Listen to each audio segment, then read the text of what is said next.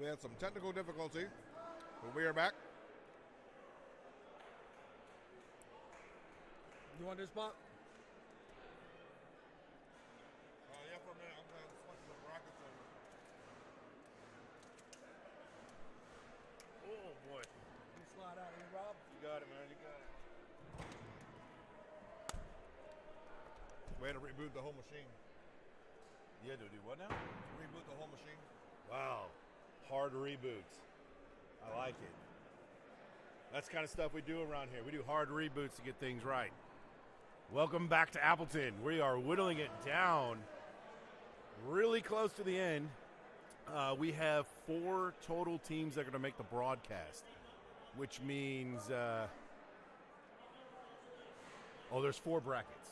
Yep. I had a little brain fart right there. I was thinking we were going to do A and B like we do with knives, but we're going to have, we have 4 brackets, so the winner of each of those brackets will make it to the broadcast, which what a slugfest WATC is right now with just a powerful lineup of teams. And you essentially have to win a tournament to go to the tournament of the best of those tournaments to win the championship.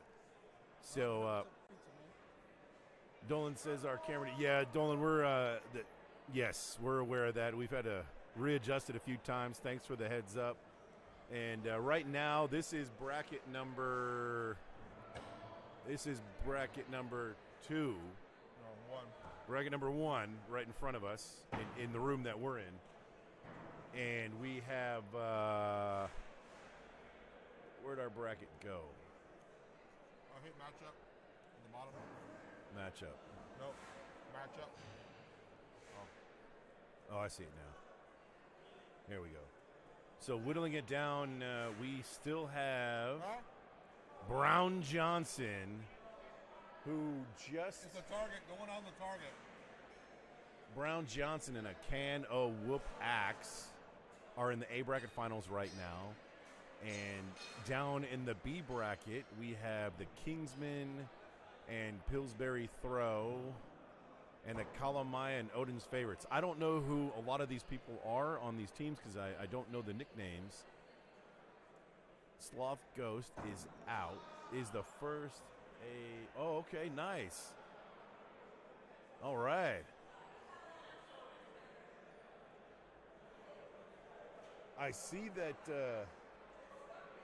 the team from Colorado, Thaddeus and Wes Powell, just lost. So they just got knocked down to the B bracket. What lane? They were on lane 2, but no longer there. So let's jump to right now we have a Texas team. I see JT, Axe Cop, and I believe that's Ant-Man. Yep. It is. Ant-Man. They represent Dringer? Yep. Yeah, Brett Williamson up close. Thank you, Brett. There you go. Is the other one good? Good. So this is the rubber match of the best 2 out of 3. We got JT and Ant-Man with the kilt. JT bending over with the kilt in front of the camera. Hello. And what is that matchup? We're getting caught up on things right now. It's going on in the match. JT and Ant-Man switch sides. They grab different axes, discussing some strategy. They are playing Axe Mafia. the Axe Mafia. Tennessee. That's Ronnie Patterson and David Gant. Ronnie Patterson and David Gant. A pair from Tennessee. Do you think that's why they have orange in their jerseys? I imagine so. So that's their Hatchet jerseys that they're wearing. They were supposed to have a different jersey for their duels teams, but they didn't get ordered or something. So they actually represent Smoky Mountain Axe. Okay. As a duels partner, that's where they throw out a Smoky Mountain. Thank you, Michael Dolan. Odin's favorites, Jason and Carson Norris. Okay. They are in the B bracket. We don't have them on a camera right now. So we're going to stick with this match with JT.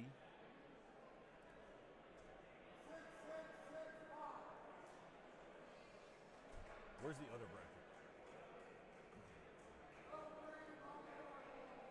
Right there. That's the bracket in this room. Did you want that or no? No, I'm good. I'm good. You can have it. Yes. Yeah, that'd be great. So, Sloth Ghost, Sam Carter, and Corbin sitting at the top in the bracket in A, awaiting who they're going to play from the B bracket. Still quite a ways away from it in the B bracket. We still got, I think Michael Dolan said 7. It looks like, 1, 2, 3, 4. Yep. Working our way through it. This rubber match, though, is now 32-34 in favor of the Axe Mafia. Axe Mafia are the guys in the lighter gray jerseys with the orange on it.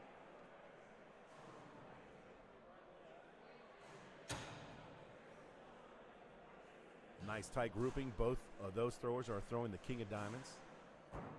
Looks like a slightly custom handle on the one. And Axe, JT Axe and Ant-Man, that was definitely not what they planned there. A little bit of an errant throw and a 4. And JT might have clipped that 6. 6-5 and a 5-4 to keep the difference at 4. So according to strategy, one is supposed to go up and one is supposed to stay down with a 4-point spread. They're talking it over right now. That's probably what they're thinking about.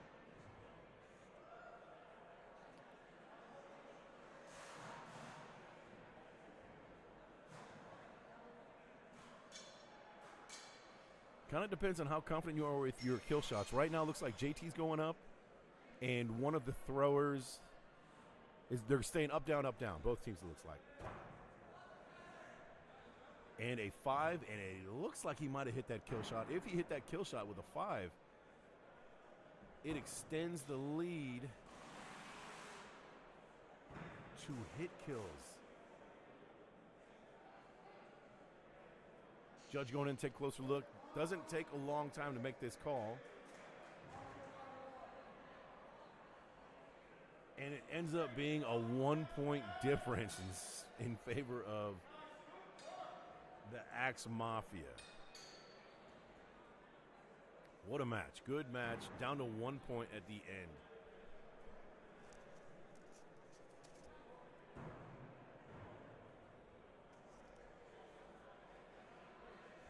Now that match is over, we're going to jump over to another lane. Axe Mafia will go on to play Mirror Image.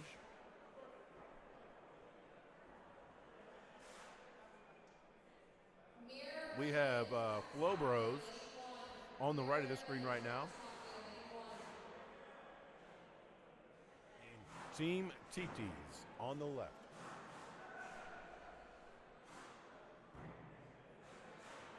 Flow Bros is Tyler Flynn. Another congratulations to him for making the broadcast for Knives. And John Depke. I do not know who Team TTs is. I don't recognize them. That's We have celebrity guest Jessica Renner. How are you, Jessica? I don't know about celebrity. Welcome to the booth. Thank you, thank you. You were just telling me Team TTs is Dylan and Christy. Dylan. Or Kirsty. Flow Bros. Flibro, Tyler and it said, yeah, Dylan and, right? Yeah. No. No, they're not in this bracket. I don't recognize those throwers. They're right there. Can you tell who that is? Oh, they're from, their logo, their venue logo is that lady, like the cartoon lady, New Jersey something. Okay. If anyone knows who Team TT's out there, Michael Dolan, where you at, buddy? Fact checker. So Flow Bros is on the right side of our screen with the hats on. TT's is on the left side wearing the shorts. We got pants versus shorts. Who are you taking, Jessica? Pants versus shorts? I just got knocked out by the Flow Bros, so I'm going to have to go with the Flow Bros. She's going with the pants. I tried to get Depke to let me wear the wig, maybe have a chance, but he wouldn't do it.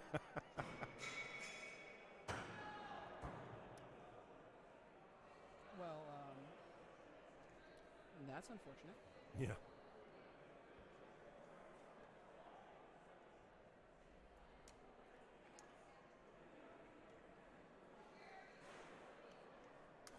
How's your tournament experience going so far, Jessica?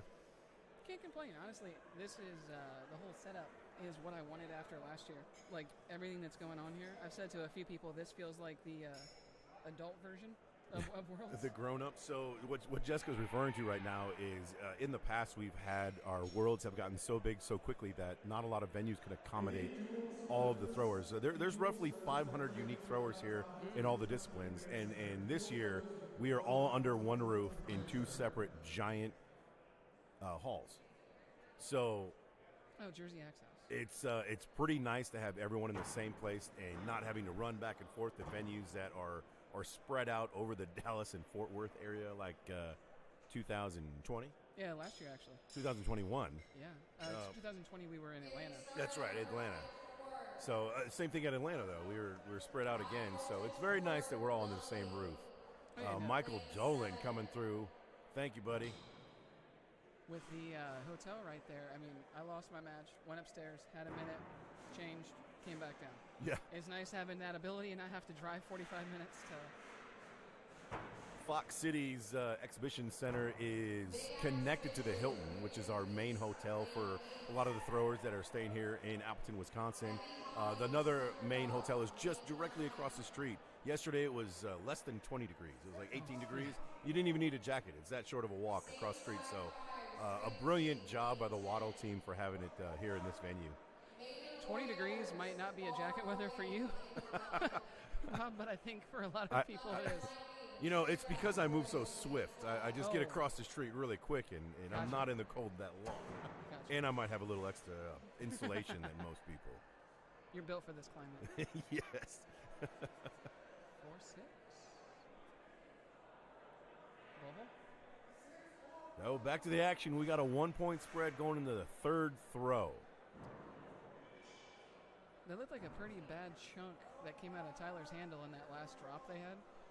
Because if you look, there's a big piece missing that was not missing 20 minutes ago. Would that bother you when you throw? Oh no, if I had mine here, I would show you it. My axe is destroyed. Pretty messed up. Yeah. No distractions though. Like hey, it's got a huge chunk out of it now. Oh, Unless it's, I guess, in your grip. If it's in my grip, then it's an issue. But Nobody wants a sliver in their finger. yeah.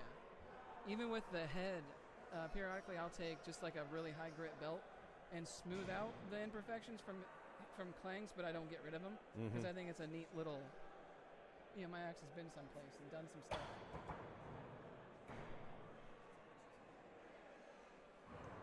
Oh, did they throw off? Oh.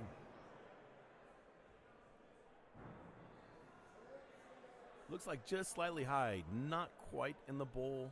Yeah, just over rotated a smidge. Awfully close though, busting out a flashlight. Oh, 6. Rule to 6. An important 6 right there. Not a lot of damage done on that individual throw. If it ended up being a 5, a little sketchy coming in this last throw.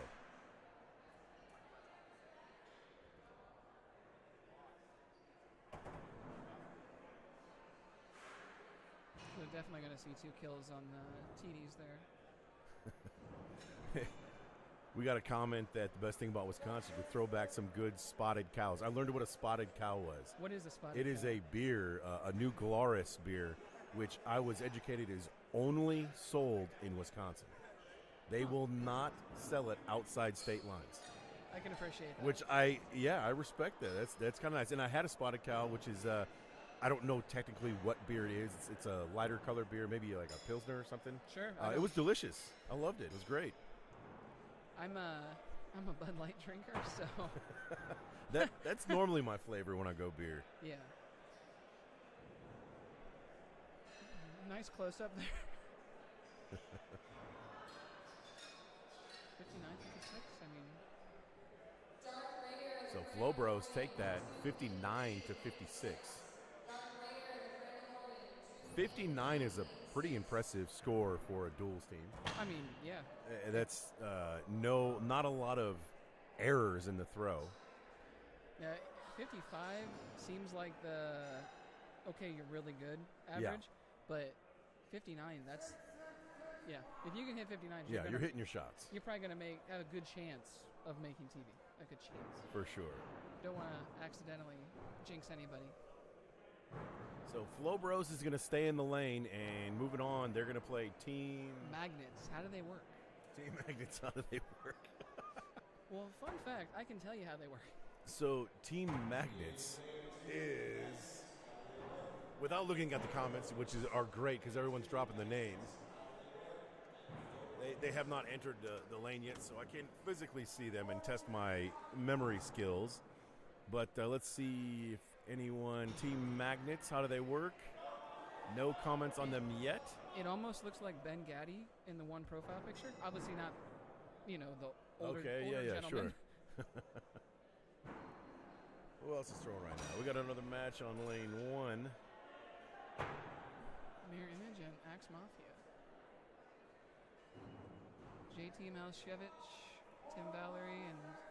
Oh, the Yelm boys. Oh. Jason Yelm. He just gave me a great big hug. He gives really good hugs. Oh, absolutely. Fantastic hugs. His hugs are like a warm blanket. Not yet, so we'll come back over here. We got 31-27, Mirror Image up by 4.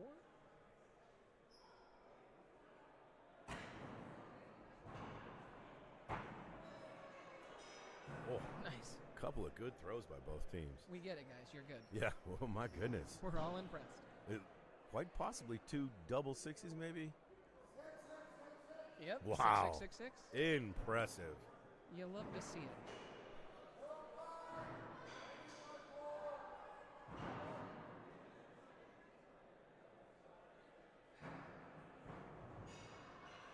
The audio mix is pretty shot.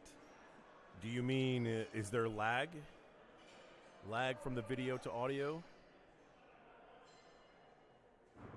If it's my voice, I keep moving away accidentally.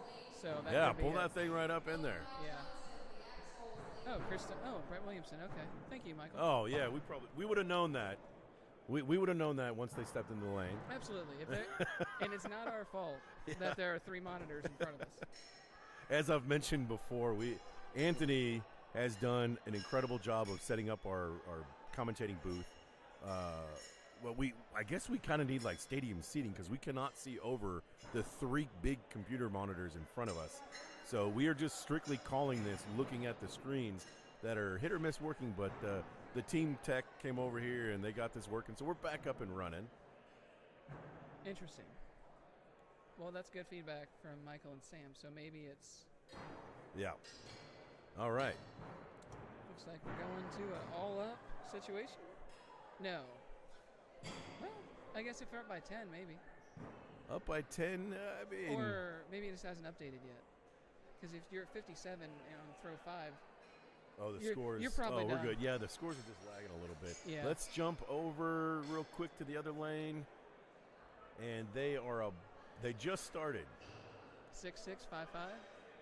2-point spread going into throw number 2. Man, look how far over Brett stands. Yeah. Oh, man. Drops are not too detrimental in the first couple throws. You could even get away with one in the third throw.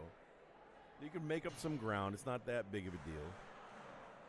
No, but... Hurts the pride a little bit. They're also... I mean, they can't be more than 2-3 games away from B finals. Yes, we are moving along really quick.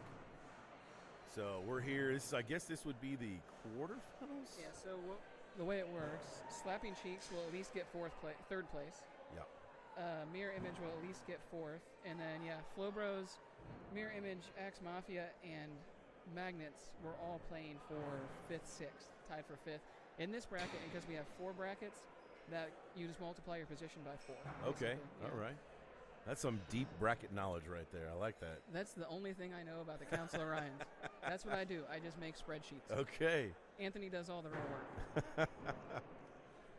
I think what might have happened with the drop there, it's not that Depke threw poorly or anything. Tyler probably just got there a little bit earlier, and he throws a pretty heavy axe. And as great as they are, freestanding targets do let a little bit more vibration. Sure. Propagate, I think is the word. Yeah. So we have this big exhibition hall that we are in. They built freestanding targets, which are been like pushed up against the wall. So the target itself is not actually on the wall like most people are used to throwing in venues where they just have the board screwed into the wall. We have freestanding targets with angle boards, 2x4s that are out. So, and they're very sturdily built. They look very well. Absolutely. But nonetheless, they will move just a little bit. Yeah. You think Angrywood, basically, for those of you at home. You know, Angrywood just inside. Oh, yes. Yeah, sure. Brett was almost smiling. I call that bluff. No shot. 10-point spread, final throw here on round number 1. Flo Bros go up and down and nail both shots to solidify their loss. Thank you, Jessica. You're welcome. It's been a long day so far for me. Hey, it's been a long day of walking around for me. Yeah. But, yeah, sitting over here, I can't imagine. Don't worry. Once I go 0-2 in Hatchet, I'll be back tomorrow. Are you going to attend the 0-2 tournament? I didn't know there was no 0-2 tournament. I don't know when it takes place, but I do know that Appleton Axe Oh, yeah, I was there yesterday. is okay, yeah. I see Very the shirt. comfortable hoodies. Yeah, that's good. They're hosting an 0-2 tournament. That's a good idea. And I believe it's a $50 buy-in. Oh. $25 goes to the prize pool, and $25 goes to a charity. Is it double or single elimination? I don't know. Okay. Yesterday we did a warm-up tournament that was single, which was pretty fun, but... That's 3 of 5? Single elimination? No. We did like a warm-up tournament that was... Oh, best 2 out of 3. Best 2 out of 3, one game. You lost, you're done. Wow. Like one match. Yeah. I mean, I'm not opposed to single elimination rather than this tournament, which is double elimination. But if you're going to do single elimination, I think you need to expand it to best 3 out of 5. Oh, I agree. Which is, But given how spur of the moment the tournament was, and it was only like $20, yeah, I think JT Maushevich and then put it together the night before. That's like great. They That's talked awesome. him into doing it, so. Who won the warm-up tournament? I have no idea. I went 0-1, and I was like, all right, I'm out of here.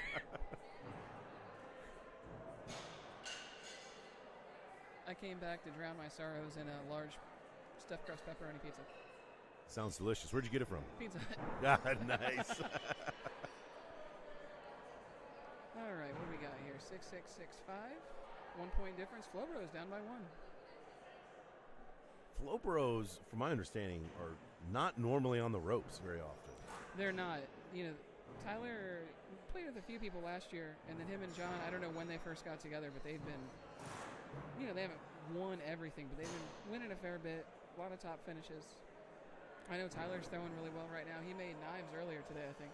Yes, yeah, he was the A bracket from his side. Nice. And then even last weekend, we did a tournament up in Sandusky, Ohio, and I watched him throw 2 perfect games against Tishko to win it. 2 perfect games on Tishko to win. Yeah. Wow. Hard to beat that. Yeah. No, I'm of course I have nothing but love for Brett and Chris, but it's good to see Tyler do so well. Yes, I agree with that. Yeah. So getting in there a little bit closer for a look. Now the judge is allowed to pull an axe to get a closer look. They try to avoid doing that just because that axe, when they're that close and you got to do that, sometimes that other axe could move. Oh yeah, especially if you clap cheeks a little bit and you got to pull that one out. I mean, it was ruled a 5. So we're at a 1 point spread going into throw number 3. Flo Bros on the left with the hats on. with the hats on. Depke wearing the wig. I'm not convinced that Tyler's is not a wig either. Switch that blade to the next bracket. So we're down to only needing one. All right, that looks probably. Oh, she called it. I guess I could just pay attention. 5-6, 5-6. Yeah, so this bracket's staying on lane 1. All right, throw 4. Once again, Magnets is still up by 1. Then lane 2 goes to the next bracket. So you'll have to open up that bracket for your scoring. Got it. So after that, if you want to switch over, and then I'll just make sure I have a judge on it. If not, that's just going to be a dead lane. Sounds good. Whittling it down. Looks like 4 more matches left? yeah, 4 more, including the Flow Bros. Including, yeah. Who was our A bracket? A bracket is Finalists. Slugfest. Carter and Corbin. Corbin. Yeah. Coincidentally, the other team that I lost to. All right. You got 45, 45. I assume all kills called.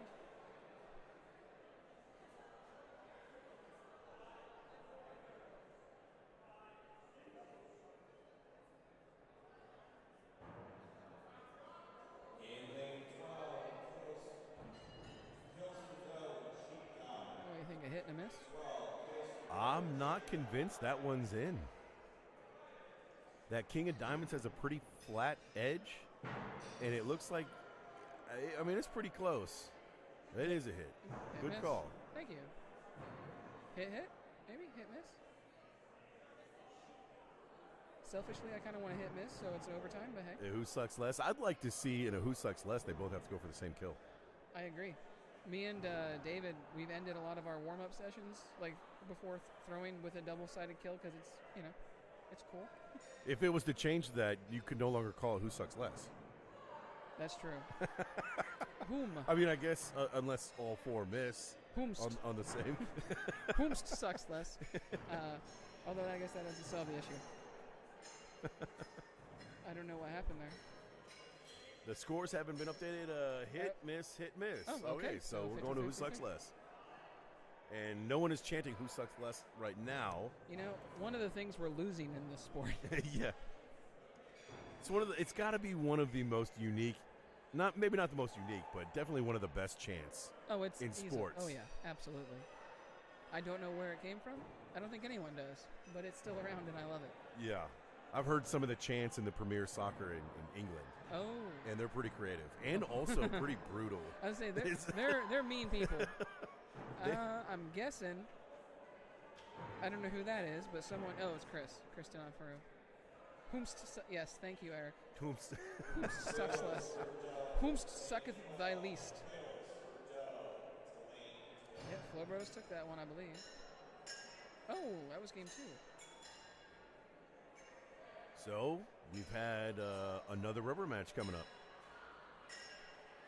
That was a long game 2. Yes. Wow. We are getting ready to start the next bracket in this hall. And we're whittling it down, and I think they're only going to keep one lane open thus far. So we're going to kind of stay on this for now. We'll see who they bring into the other camera. We only have 2 cameras in this in this side of the building.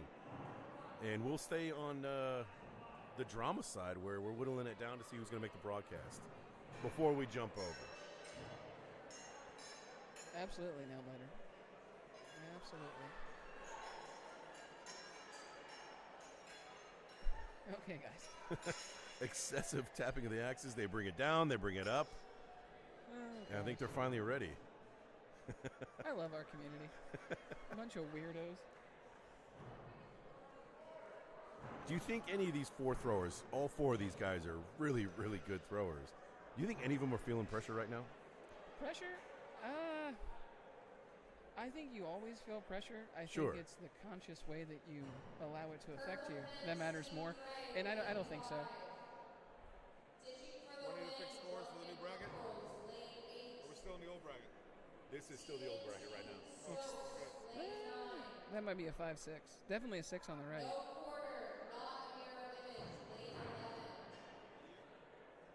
Do we know? No. Dolan, do you know their team names? Which ones? Kendra and... I think the Kolomaya. Let's. I don't know. I'm going to take a look. Where are we at? Oh. That's not how you. I'm working on it, Dolan. It looks like they're still playing.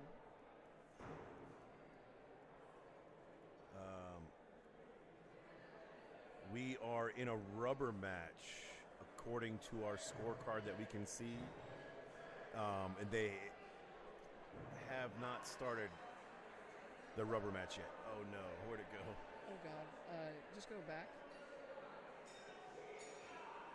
Oh God, what did you do? I shouldn't be allowed to touch the mouse. Where did this bracket go? Hit forward now. Why are we? Oh, we're on Anthony's computer. Go to the other tab.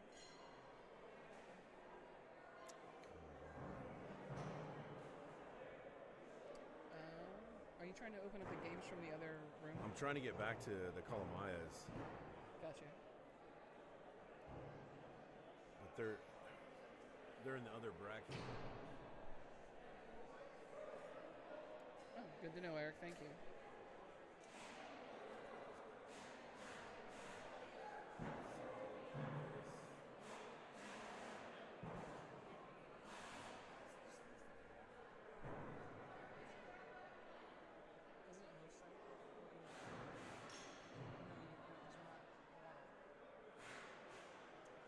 Do you need to see the scorecard or just the bracket? Loose but fancy. High voltage report, lane 4.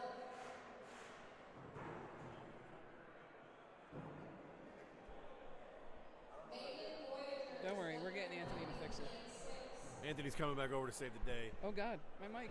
Oh, God. We need the bracket from the other one. We want to update on the Kalamayas. So that's bracket over there. Bracket over there. Yeah.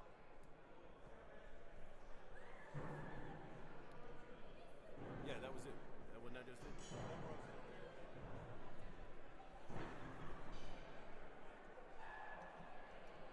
Yeah.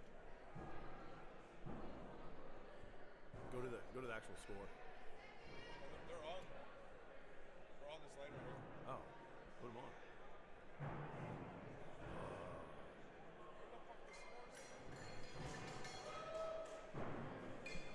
Just click on that. 30 to 30. Throw 4. So it's the rubber match in the Kalamaya Odin's favorites. 30 to 30. Both teams threw a 4 in that last one, going into throw number 4. And the camera is a little wonky, and we can't get the score, so we'll have to do like a radio call on that game and an update while we watch the rubber match between Flow Bros and Magnets. How do they work? Wow, 45-45 all. The other game looks like 39-40. I know how to say their name. Kalamaya. Thank you. Kalamayas. Kalamayas are up by 1. I imagine they'll be going for a kill shot party, but it looks like they only Oh, are we going? they stayed up and they were up and down. Interesting. So Nick and Kendra go 1 up, 1 down. Oh no kills called. Some cold feet maybe. Oh hey, Flow Bros. Back to Flow we're all Bros. tied up at 45. I believe all kills were called. I can't handle the pressure. There's too much. It's a little tension right now. I'm looking at this screen. We can't see it on the camera yet, so we're waiting to see. Jessica and I are waiting to see the scores posted on the app that we have. Meanwhile, Flow Bros following up in the second shot, miss hit. and a hit. And looks like we have 2 misses. Oh, hit miss. Okay, so hit miss. 53 all. The Kalamayas end up winning with a hit, kill shot, and a 5 against a 5-5. They stayed down. One thing I will tell newer throwers all the time, you cannot count on your opponent to lose. Correct. I agree with that 100%. You have to take matters into your own hands, which I'd be curious to know who called their shots first. That's fair. If you are tied, up by 1 or up by 2, you're not in the lead. Pretty surprised by that. So the Kalamayas end up advancing. And back over here, we're going to be looking at the screen. We are on the final throw. Well, now we're in overtime. Correct. We're in overtime. Oh, 2 hits. Wow. That's a statement win. That is one way to win right there.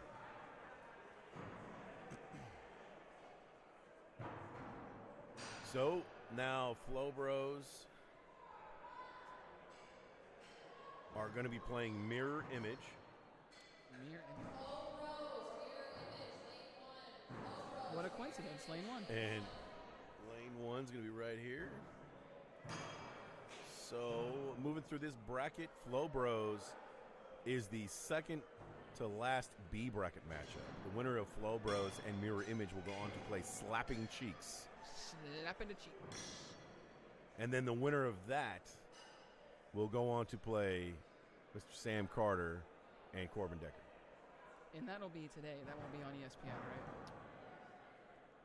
Only one winner from each bracket. Okay, yeah, duels. that's what I thought. So 4 total teams. So Yep.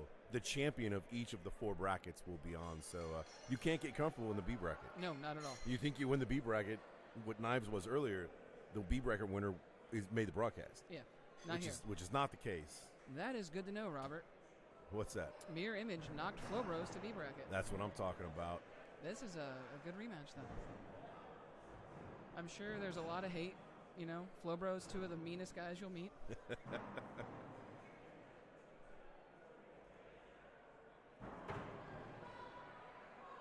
Oh, it's JT and Tim. Nice.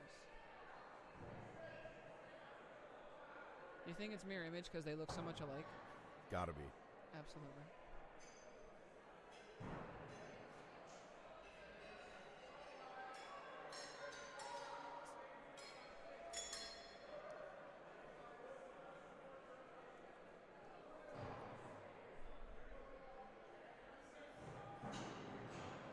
A lot of throwing being done when you make your way through the B bracket. Just back to back to back. It's a slog because even you think if you stay in A in a 32-person bracket, 1 win, 16, 8, 4, 2. So you're in the finals with 4 wins. If you decide to go through B, it's like 9 in a 32-person bracket. It's a long wait, too. Oh, yeah. Yeah. Especially if you lose early, you're going to wait probably another hour for your next game. Yeah. I imagine Corbin and Sam have been sitting for a while. Yeah, that's why I was surprised Yeah. that they were going to play today, because usually you'd be playing their A match at the same balance time it out as a little Flow bit. Bros. Yeah. It's also a topic of discussion where situations like this that some people believe that they should be allowed a little extra warm-ups. In this situation, if they've been sitting for an hour, usually, that seems to be the... I know I've had a lot of tournaments where they'll say, if you've been longer than an hour, take 3, take 5, whatever. I don't know how much, 3 versus 1 helps, but... I like the way it is. Everyone knows what it is going into it. Is it fair? That's part of the importance of throwing cold and practicing cold. That's true. Because if you're going to win, that's what you're going to have to do. Since I started working as a coach, I think it's actually helped me more, because now when I practice, it's not just an hour straight of throwing. It's 20 minutes here, 10 minutes there. Correct, yeah. Just like tournaments. It's like a 5 and a bowl for a Mirror Image. And a 5-5 for Flow Bros. Almost looks like Flow Bros is trying to play it safe there. I mean, how often would one of those guys miss a bullseye anyways? Oh, yeah, you think the double 5 intentional? Uh-huh. Yeah. I mean, they're tied up, though, so...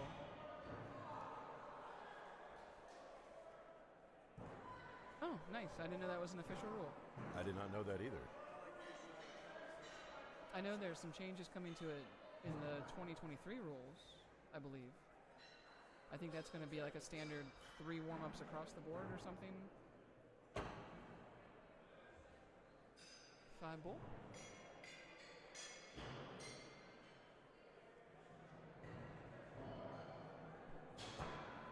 Years later. And looks like a bull 5.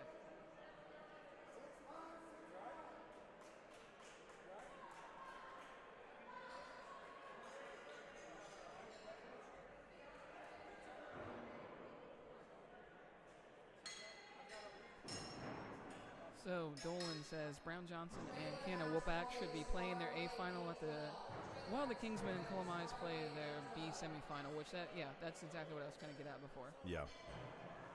It's not like it's a huge deal, though. Everybody tapped the axe. Everybody's going up with the kill shots. We're tied on throw number 5.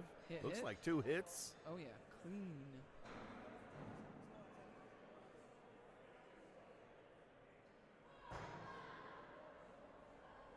That might be a miss on the right. Miss on the right side.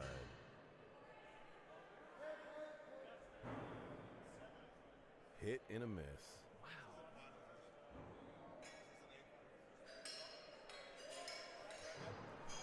Yeah. A is done. So Flowbros lost that first round. Yeah. I could have sworn that was the... oh, we're in a new game. Yes. We have advanced. We're on a different lane and everything. Yeah. These are no Things longer... are happening so fast that it's hard for us to keep up here Yeah, that's without the able to excuse. seeing anything. So Flowbros, Team Mirror Image took that first round. They did. We're They now did. into the second round. That's traditionally how things work, right, Jessica? First round, then the second round. Usually. We got it. We're Sometimes. taking notes here, guys. We are taking Sometimes. notes. When We're let's jump over right quick to not that lane, this lane, which is lagging and lags. Okay, we're gonna stay right here on lane 1 with Flowbros and Mirror Image. Alrighty. Practice throws have been completed. We are now live for the first throw. That might be a 5-5. That's... wow. A 5-4. That's really uncharacteristic. I wonder what's going on in their head right now. We saw them throw one of those in the last round, which I made the comment it looked like they almost did that on purpose. That's true. But clearly they didn't do that on purpose in this throw. No. And, you asked before about pressure. Well, it's hard not to. I mean, you Pressure, have to be. fatigue, it's all a bad combo for the mental state when you're trying to throw a precision sport. Oh, yeah, and then with them both doing knives earlier. I mean, Yeah. they've been at it for a while. And that glorious hair of Deputy right now, wearing the wig to imitate Tyler Flynn's glorious hair.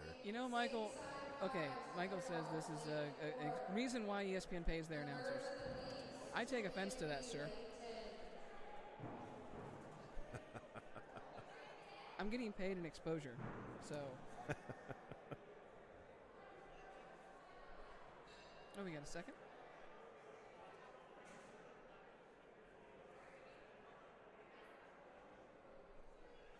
Rander Marquez, everybody, running by the booth.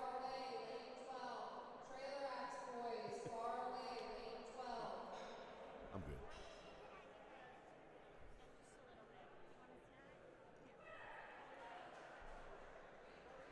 This would be a really close call. Second opinion being called. I'm not a huge fan of the card Yeah. being used to measure or to determine whether or not it's in.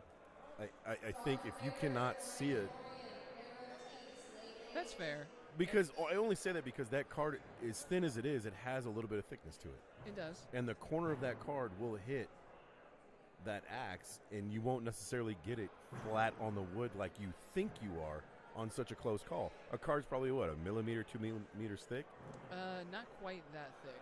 So But still, my being, point yeah. is I don't think you get as a precise reading on that kind of way of determining whether it is or not. No, yeah, I think most cards are like a 32nd of an inch thick, which is A 32nd. yes, that's .03125. Wow. So I don't know what that is in Fun facts. Canadian units, but in the land of Canada, here in America, Canadian.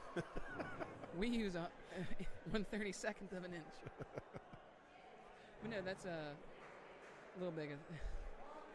That's a fair point about the card. And if you think about, the boards are all still hand drawn, so there's some variability there. Yeah.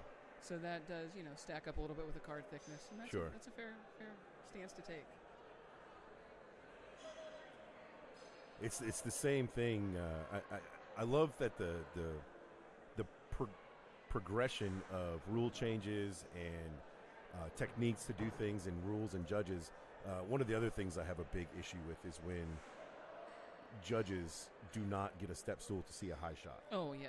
That is, it's even me. I'm 6'3". Yeah. There are times when I have to try and look down and I can't on those high shots and the kill shots, and that's really the only way you can get a good view on it. Absolutely. I mean, even if you think you see it, you're still staring up. Yes. From, You're maybe- not at the right angle that you should be. Exactly.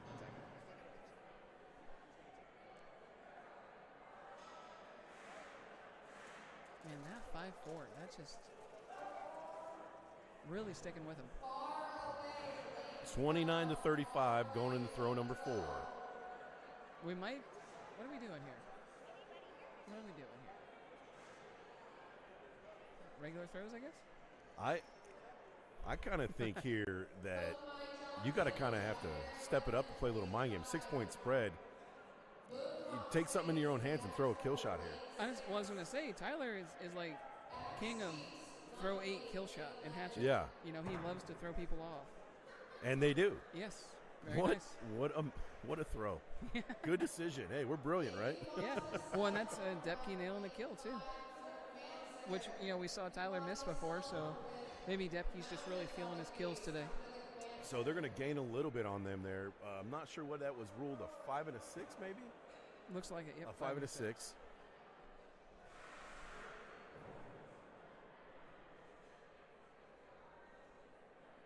Narrowed down to 3 points. That's a good situation to be on in. the last throw. In duels, especially. Their body language indicates that they're staying down or maybe up down. I'm thinking you are both supposed to go up.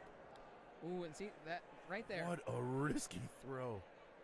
So all Tyler and John would need now is what? 3? If that's a 4 and a 5. That's a 14 right there. So they could have just made up 5 points. That could be game. That would have done it. We can't see what the score is on that axe. Depke missed. It does not matter with the missed kill shot. But yes. That's a good example of what you can do if you don't try to take the win. Yes. Agreed. Philip, sorry, Philip, I don't know how to say your last name, buddy. Philip Knapp said someone uses design software. I do use design software quite heavily.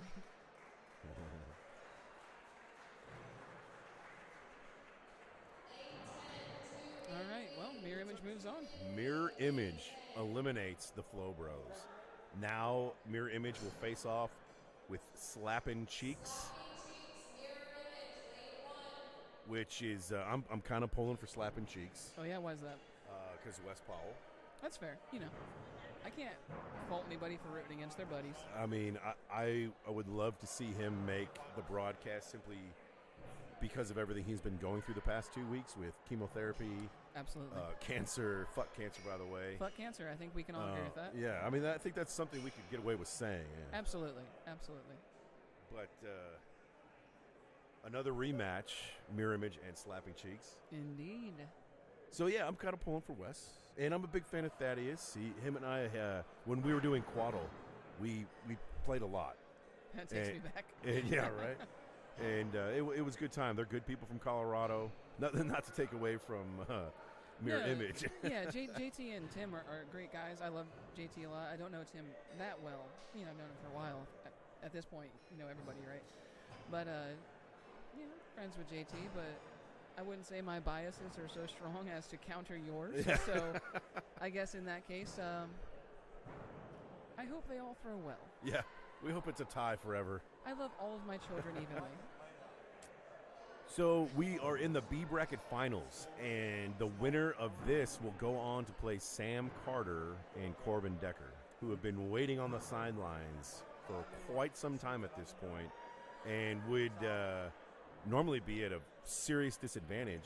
We saw someone in the comments had posted that they're allowed to have some extra practice if they've been sitting for more than an hour in this event. I do not know if that's true or not. I don't either. It'd be the first I've heard of it. Yeah, the only thing similar to that I've heard of is that, you know, for next year is the changes to. Right. But right. I haven't heard of it. I know Knife had kind of a last-minute change, I believe, on the rules as well. So I wouldn't be surprised if they added something for this event, just given the unique nature of it. And then I'll do what's the other one? Alrighty, here we go. So along that point of sitting, Yes. Thaddeus and Wes have been sitting for a little while too, because they got eliminated in the A bracket finals and set down to the B bracket final guaranteed. Yep. So they've been sitting for a while. Meanwhile, Mirror Image here has been throwing I mean, they've had three trial by fire. or 4 matches back to back. Absolutely. That's honestly not a bad position to be in. Oh, yeah. Okay. They have to inform the judge, and then the judge goes to the head table to allow it. So the one judge has to talk to the other judge, who talks to the other judge, And the judge says, and the judges make a judge. Judge, can I get a judgment on this judge? Oh, it's Jamie Hine. He throws out a Timber Beast. So I have them in separate windows so that when the app flips, the names just switch sides. So we are getting ready and getting started here. This is the B bracket finals. Once again, the winner of this goes on to play Corbin and Sam. And the loser will join us in the broadcast booth or in the bar bracket or something. We'll give them a high five and some hugs.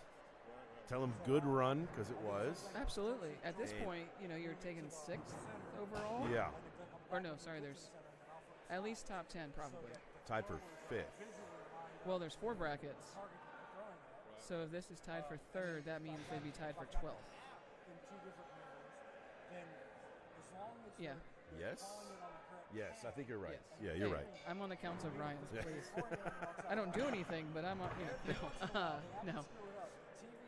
Oh, almost a drop. Ricocheted out into the 5. I'm thinking we're still doing warm-ups here. Oh, warm-ups. Why are we still doing warm-ups? Well, because they've been sitting for a while. There we go. And they that's probably our informed confirmation the right judge. there. Although, Mirror Image also getting some extra warm-ups in. Not that I blame him. Let's do a quick little check-in. And by quick little check-in, I mean we're just going to look at the bracket. And for me, it just works better. Hit those.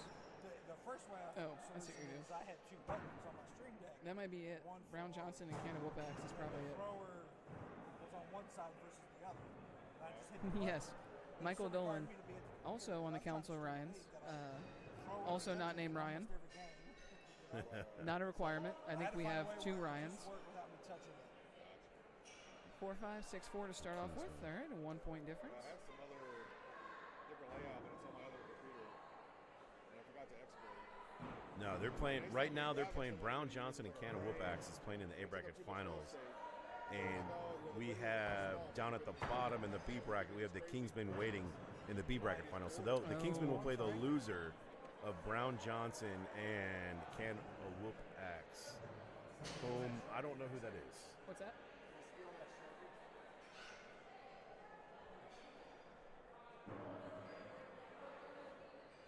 One-point spread going into throw number 3, 19-20. That was a good year. Actually, no, it was a terrible year. Prohibition was 1920. It was, but That's Ray. World War I was right around then, too. Anyway, 6-5, 6-6. Back to axe throwing. Yeah. And looks like Brown Johnson is leading 34-30 in that game. Slapping cheeks up by 2, going into throw number 4. Oh, the Mosses, that's right. I knew that, Dolan. Gotcha. Perfect. I knew that. Thank you, Dolan, once again, coming in MVP from afar. He's like our sideline reporter. Yeah. Mike, if you could talk to the coaches when they switch sides after 5 throws, give us what their thoughts are,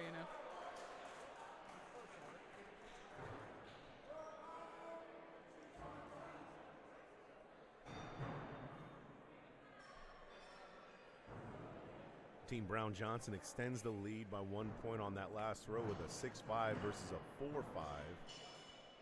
The score is now 45-39. They are going into the final throw of this round number 2. Looks like we got a 4? Yeah, 4 hit. And a 5 and a hit. Wow, slapping cheeks, 56-55. Ooh.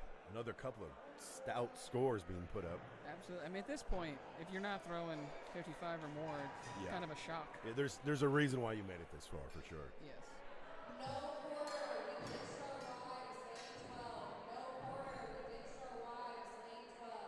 55, 56. That is insane. I'm sure we're going to sideline reporting. Oh, Brown Johnson takes it. Brown Johnson just wins. They win. In That's 2 it. games. Yeah, that's it. 2 games. I mean, how good are those guys? Frankly, we're fortunate that Hayden doesn't like to travel. Right? I mean, I think a lot of people at first were just saying, oh, they got, they did well. They had a good run. Yeah. And then at WATC last year, they lost in the first round. They did. And came back to win. the whole shebang. Yes, I've seen Lucas do that before, get knocked into B and just go on a tear. So it doesn't surprise me that him and Hayden together would do it too. So I mean, my point is you can say it's a good run when it happens once, but when they do it again Then it's and a then trap. again, I mean, they're definitely better than most. Absolutely. So that there is always a little bit of a degree of luck, Yeah. and their skill set removes some of that luck that you need. Anybody can have a drop, but over the course of 3 games, I mean, there's good luck.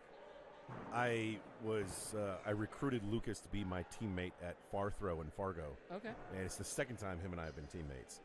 And the first time we got 3rd place. Nice. And, I told Lucas, I said, hey, man, my back's starting to hurt a little bit from carrying you. You're a world champion. You're supposed to be doing better than this. So in Far Throw, once again, we got 3rd place. Naturally. I told him I'm breaking up with him and I'm taking Hayden from now on. Oh, yeah? Yeah. I'm starting to think it was me, though, not him. Like you were holding a team back, maybe? Yeah. Yeah. It'd be like that sometimes, though. Yeah. 32-33 going into throw number 4. Another close game. See if it tips the other way this time, though. Yeah, I've had genuinely 20 duels partners this year, Yeah? and it's never one person. I hear that. I've done well with a bunch of people, and I've been carried. Sometimes I carry the people. As long as you get your timing, you're fine. We might have a tie game right now. You think? Yeah, that's probably 6, yeah.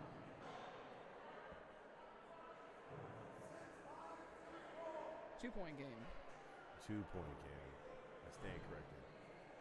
But if you're up by 2, you're not up, so Yeah. might as well have a tie.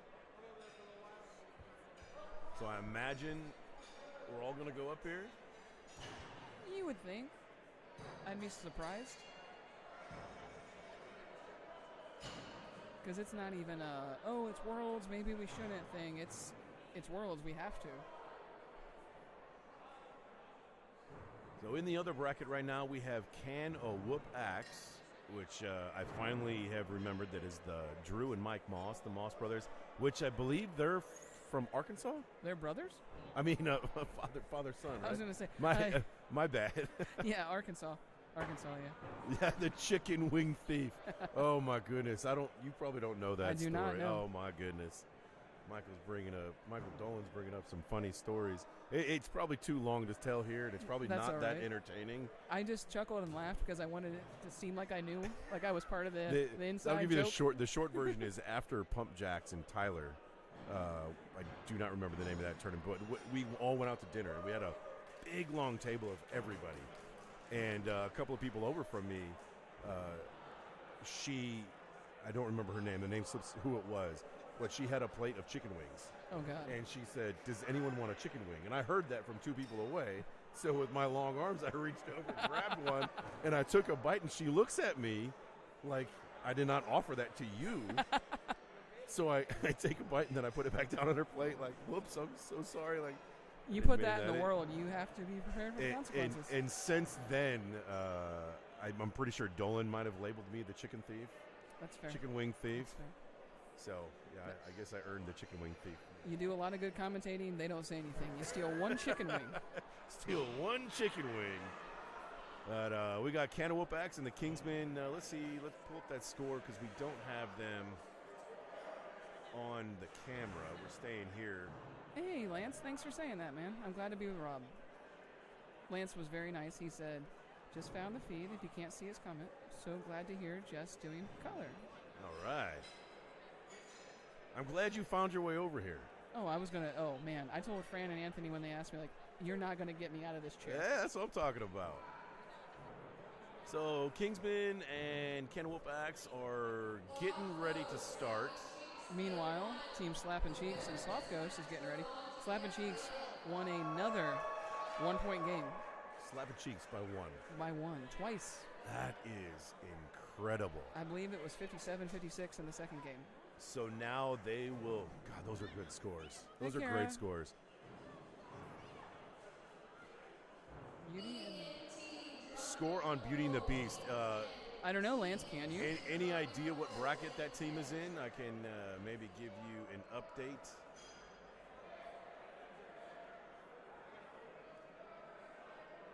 I don't Jamie? see them. Here in America, we spell color without a U, and that's okay. I don't think they covered that in Canadian classes, but we do, just for your edification. We take all the U's that Canada doesn't use. Or we take all of our U's and give them to Canada. So we're not, they did one warm-up.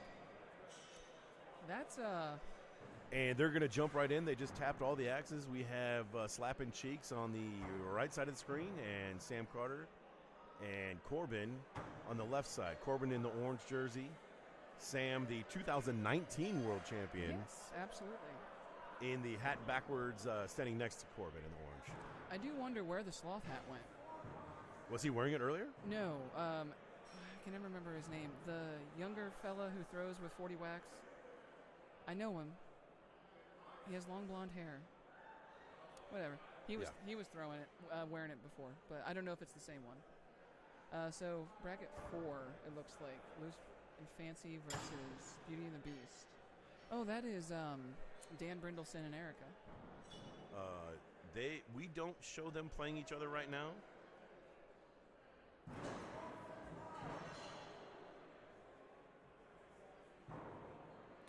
Oh, hey, look.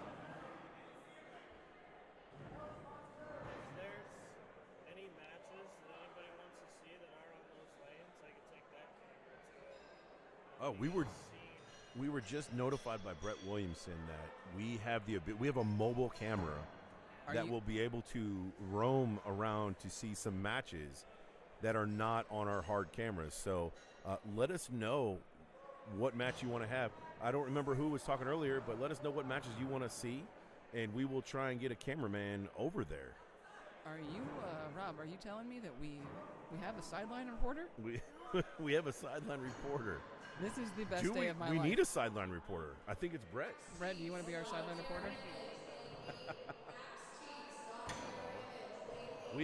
Right now, though, we're not going to go to another match. We're going to stay right here on lane 1 with Sam Carter, Corbin Decker versus Wes and Thaddeus. We're going to stay right here.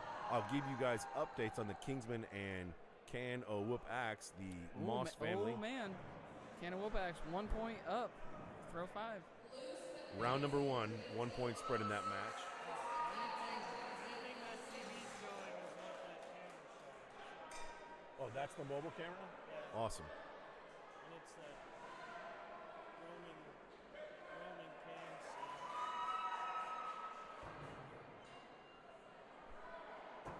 scene. Oh, yeah, we can do that. We can show Fancy for you. We have a request for Fancy. I believe they're over there.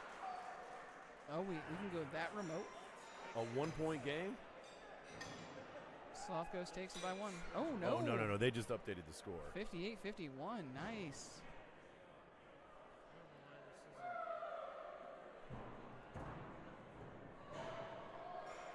So if you click on roaming cam, it'll show. Yeah, you got it. But you can see what I'm doing on there, and once I get settled, then switch, so it's not like me walking around. Sounds good.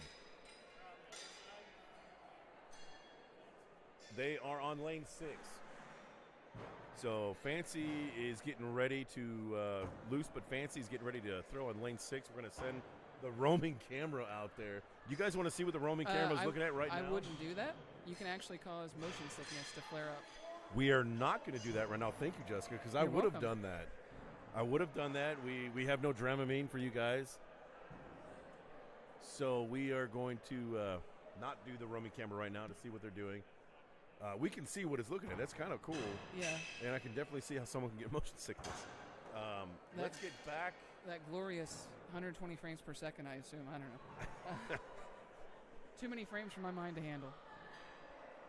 So Can of Whoop Axe won round number 1, 50 to 51. They are getting ready to do round 2 is just going to be getting started. Back on lane 1 over here with Thaddeus and Wes versus Corbin. We had a drop. That is. Did we? Yeah. Why was Corbin picking his axe up off the ground? I I missed. I was looking at the other camera. At 6555. I haven't seen the comments, but I see Michael Dolan saying JK, JK. I'm not sure what that means. Let's just choose to look at Kara saying she appreciates us. Thank you. That's the positivity we need more of, Michael. This is a pretty cool view. I wish we could show it to him.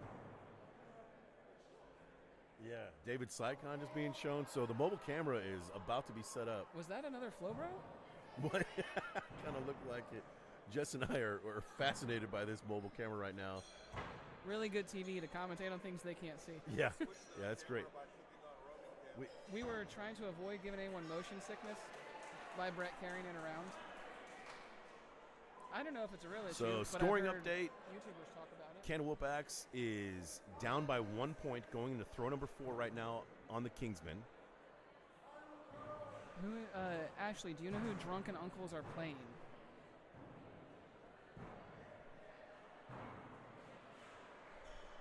We have, looks like decision time being made for some reason.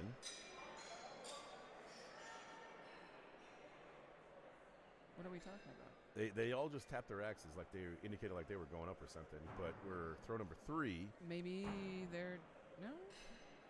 That's definitely 1 up, 1 down.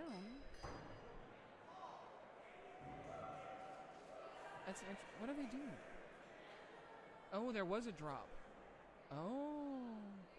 Oh, I thought that was okay. So we have a scoring update. There was a drop, and both teams agreed to go 1 up, 1 down, which puts the score right now after throw number 3. We'll tell you on the next episode. Yeah, we're waiting for the input and the scoring update. I'm going to go ahead and guess that it's just lagging a little bit. Yeah, we got some serious lag going on right now with the scoring. I can check for you. On the other side, we have a scoring update of 52 to 45. Nope, check that. 52 to 61. The Kingsmen drop a 61 in round number 2 to force a rubber match. Well, when you make the finals, I mean, you kind of have to expect it, I suppose.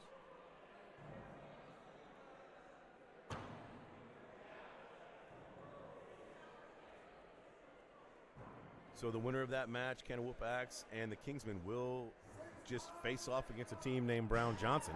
Yeah, no big deal, right? Pretty stout. We're going to jump really quick to let you guys see the roaming camera on Fancy. There you go, Kara, sorry.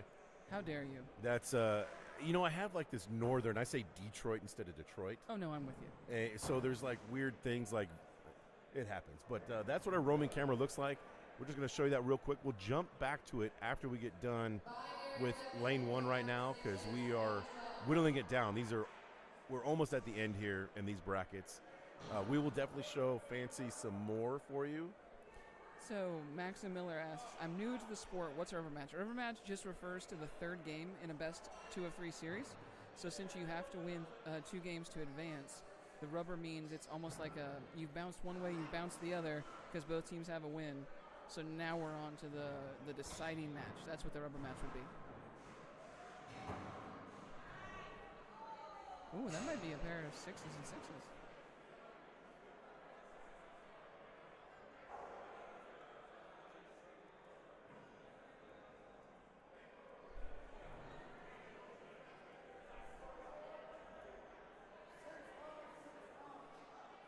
Kingsmen and Can Whoop Axe just started. They're on finishing up throw number 2, 19 to 21 in favor of the Kingsmen. Double 4s against the Kingsmen. That's double 4s. That is a hole to dig yourself into. This late in the tournament, a double 4 is almost like having a drop. Yeah, because if you look, that's a 3-point difference. Yeah, that's a big deal. It's not the end of it, but against a team as solid as Michael Theodoro and Kobe Dean, that's going to be tough to come back from. Yeah, and they were on TV last year, and this is why. The score is frozen. We need... Oh, yeah, the score on our broadcast lane. Not sure how to refresh that. So we need to. How do we refresh the score? Well, I can tell you whatever's happening is exciting because people seem really into it. Double kill shots just hit by Corbin. Corbin hit a kill shot? Nice. And Sam. I don't say that to be mean. I say that because in my game against him earlier, he insisted he could not hit kill shots and thus stayed down. I'm going to go give Wes a hug. Oh, did they win? Fantastic.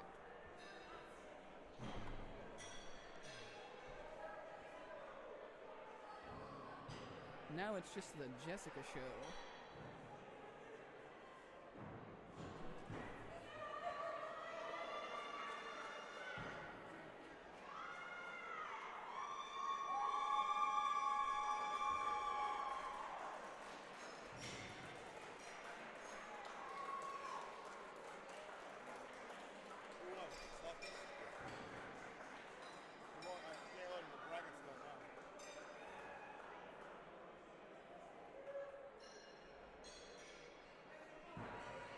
Bear with us, folks. We're just having some technical difficulties. Up on that screen.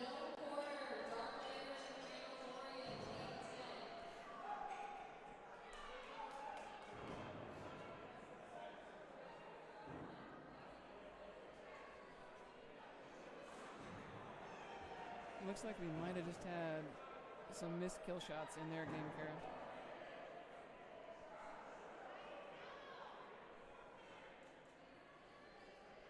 I can see it, but I just can't tell you.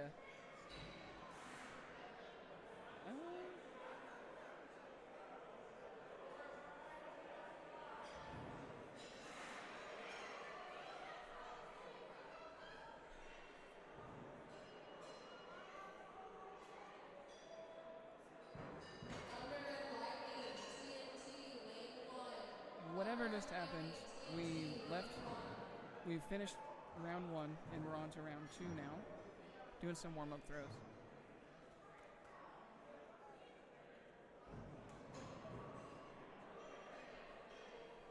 Yeah, Michael, when you say Sloth Ghost is your B bracket winner, it sounds a lot worse than your second bracket winner. Just saying. Which bracket was this? 2.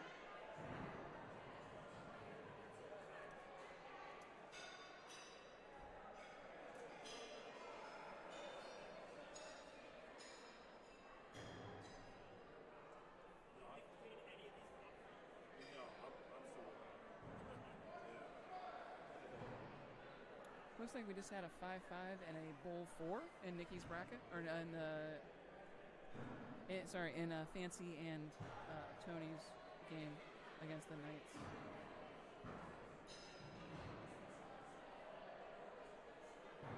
And 6-6 for Tony and Fancy.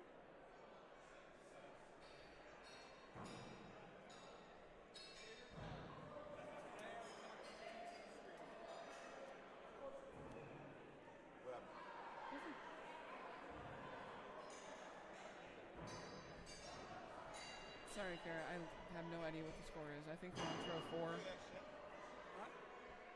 What happened now? You can't trust those people on the other side of the wall. It's worse than the 60s in Berlin. They're on the other side of the wall. They're the bad guys. You know, we had enough historical references earlier that I thought we were beyond.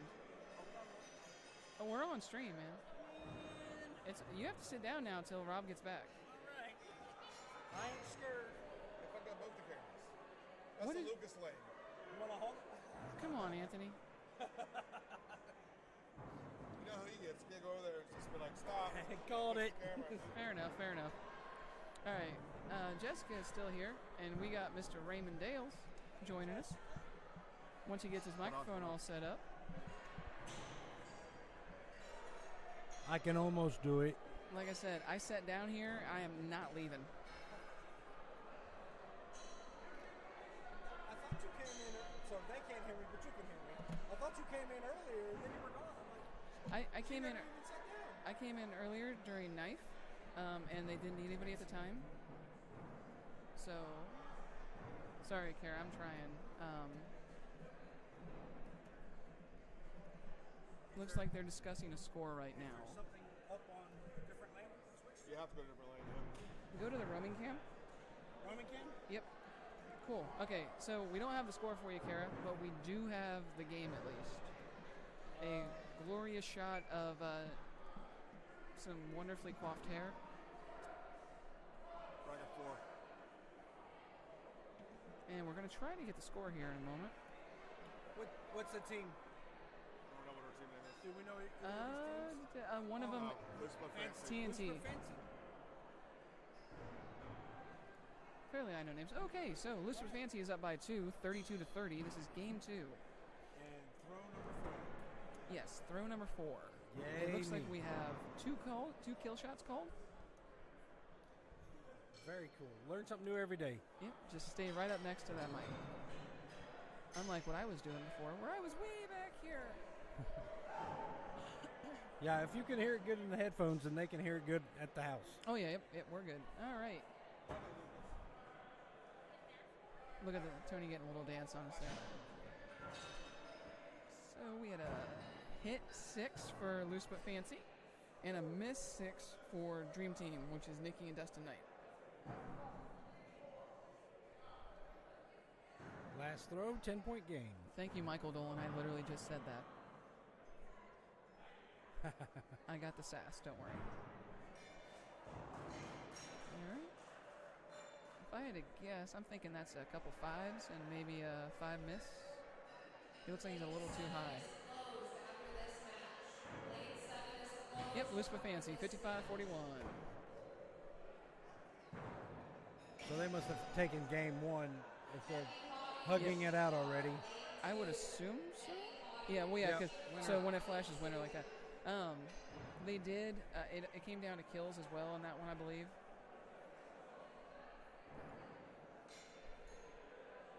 All right, our roaming cam is going to stay over there. We're working on fixing some issues with our other cameras right now.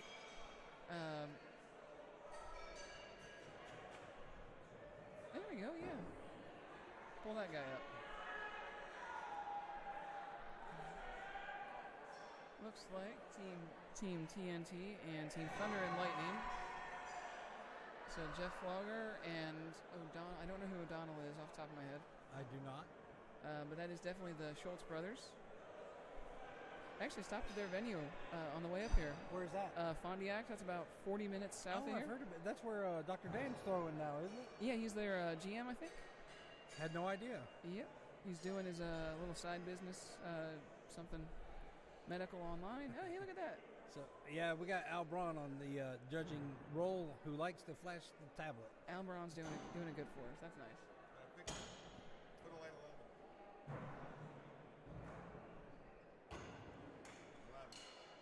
I heard you. I was just playing. This is exactly what the people want to see.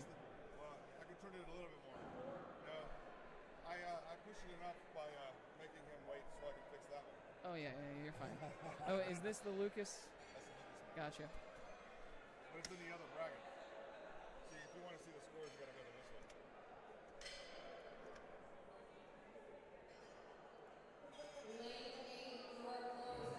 Oh, that one's over. You want to switch back to the other one?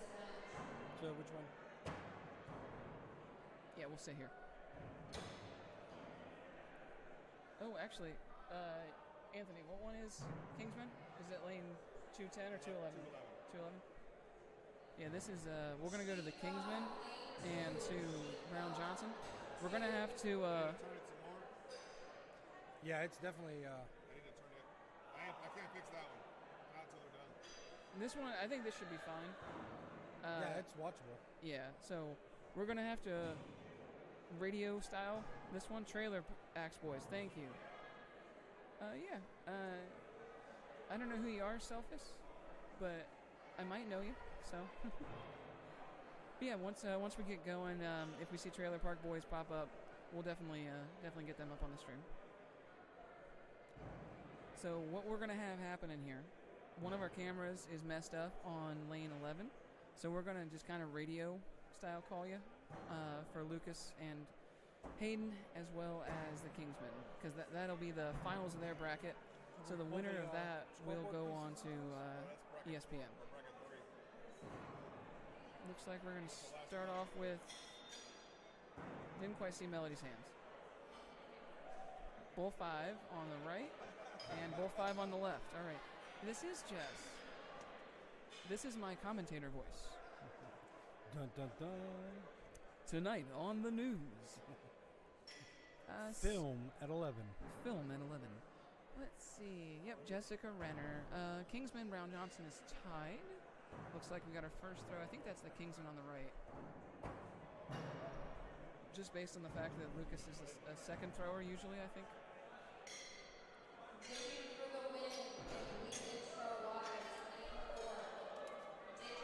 Yeah, that's right. That's Lucas there. Yeah. Yeah, yep, we got a 5-5. Yep, that's Theodore and Colby on the right. So we 22-21. The Kingsmen lead by 1. Thanks for joining us, Dale. Glad to be here. Yeah, absolutely. Oh, thank you, Kara. Solus, I threw earlier. Dear God, I just watched it happen and I couldn't tell you. Dave and I threw earlier. We went 3 and 2. Did okay. Can't complain too much, you know. Lucas and Cole. Come on, my esteemed commentating co-host here is There we go. riding the struggle bus. How you doing, Rob? I'm back. What did I miss? Anything important? No, not really. Anthony broke the cameras a few times. You know. It wasn't me this time. No, it was not you. Yes. Was not you. Yes. Oh, I it's really Alyssa. want to show this mobile camera right now. So if you are prone to motion sickness or anything like that, please Look we're- away. We're gonna look away. We're going to go through it for about 5 seconds. But this is the back scenes right now. This is what we're looking at. We're sending the mobile camera over to Lucas Johnson, Brown Johnson, right now because our camera is just not really working right now. It's keeps getting off cue. So this is the match right here. This is the camera. So we're putting the mobile camera over there so we can see Brown Johnson and the Kobe Dean and Theodoro. So here we go. The tripod has been set. So let's go to the cam. So a little bit different view on it, but actually I kind of like the view on this. Honestly, this reminds me a lot of like I think in the NFL they do it where they'll follow the kickoff with the sky cam. Yeah, okay. I love that. Yeah. Those cameras are super good now. Oh my God. Wow, they're incredible. Well, honestly, even the camera we're using for our mobile unit. Look at this Yeah. thing. Yeah, this is good stuff. I can count the gray hairs in Theodoro's beard. Glad I have beard ornaments in right now. You can't see as many of mine. It's okay. When I had one, I had some gray hairs too. Thank you. Do we know who won the first round? Do you know? Because I don't. I don't either. Okay. And it appears. Oh, Kingsman. Oh. Holy smokes. The Kingsmen took it. Wow. And I don't say wow because I think they're bad. I say wow because wow, Lucas lost. I mean, Lucas will not be on. Lucas and doesn't look Hayden- happy right now. Well, yeah. I would be the same. This is what like. Being so close. Hey, Hi, Colby's Colby. waving. I waved like he could see me. I don't think they know that they're actually on No. the stream. They just think it's there's just no a way. camera. Wow! Congratulations to Kobe Dean and Michael Theodoro Yeah, it's interesting. for beating almost an unstoppable duels team. Oh wait, we're not done. Oh no, because oh god, we just did it. We just did it. We just jinxed them. We did it. It's the commentator's jinx. Oh my goodness! What is? So that is because Kingsman came out of B, Oh. and we've been doing this so Wow. long that we totally forgot that how we tournaments just work. are not looking at anything. So an update on our oversight and brain fart. Team Brown Johnson was the A bracket representative, meaning they had not lost. And we just did what And we just the did. Kingsmen were the B bracket representative, and they just beat Brown Johnson to hand them their first loss. So now it is essentially the B bracket finals, the finals for them. So Hayden Brown and Lucas Johnson are not out yet, and we just seriously jinxed Kobe and Michael Theodoro. Well, especially because Oh my! you know, of all the people to not. Yes, I'm very aware of that. Karen. Like, That's wow, man. Oh gosh. Oh lordy. We'll see what kind of some grit that Lucas and Hayden have right now, because they were definitely not happy after that last loss. But you got to still feel relief, though. That you're like, hey, I still got a chance. We're not done. Absolutely. Like we thought. And I don't know if it's grit so much as pure cold hatred for losing that might fuel Lucas right now. Whatever fuels the fire, right? Absolutely. Absolutely. So why aren't we refreshed? Oh, it's because that was still the final game. Because then it creates another game. Okay, so just an update. We're on throw number 3. The tie is tied, 21-21. Both teams have thrown a 4, which is a little uncharacteristic at this stage with these 4 throwers. But nonetheless, tied 21-21 going to throw number 3. For Alyssa, you were asking about Derek and Tim. They lost their first game, and they won their second, so they are 1-1 currently in bracket 4. If we see them crop up, we'll try to keep you updated, too. Yes, you're right. I need to give up this job right now, Michael, and start throwing again. Well, hey, you don't need to give up this job. You just need to be really, really crummy at throwing. And you can come over and commentate and see all your friends do cool stuff. All right. 32-31, Kingsman holding that 1-point lead.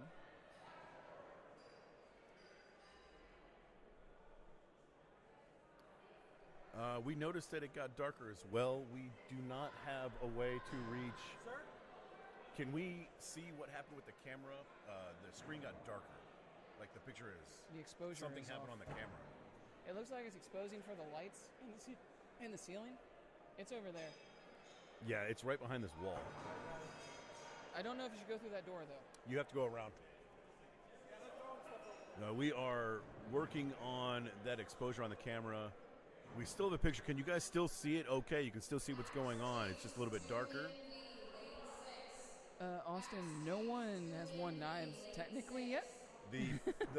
There is no champion for knives yet, but the 8 throwers that are making it to the broadcast, which I'll keep you updated right now after this throw, being throw number 5, 44-42, 2 points down by Brown Johnson. That's a hit and a miss. Hayden really torn up about that one. A little pressure looks like it's being felt by Brown Johnson right now. Sorry, I was looking at the comments. Yeah, so Kara, what... It's bright on our TV, but not on here. I'm thinking what happened, if you look in the upper left-hand corner, there's a really bright light. Oh, that's what's doing So it. the autofocus or auto exposure is probably just cueing off of that. And it looks like... So 52 to 50 is what the Kingsmen took that first round. For the 8 throwers, I won't give you what bracket or where because it's irrelevant at this point, but we got Tony Luce, Travis Blank, Kyle Rickenbach, Dustin Knight, Michael Kump, which is going to be awesome because he's supposed to be in the broadcast booth. I'm hoping they mic him up and they put him and let him throw while he's talking. Oh, to everybody. absolutely. Sebastian Arnold, Tyler Flynn, and Manny Cole are the 8 representatives for knife being thrown, going to be throwing on ESPN2 on Sunday. Well, you know, if they need someone for comp, just let me know. Right. Got a little bit of board maintenance.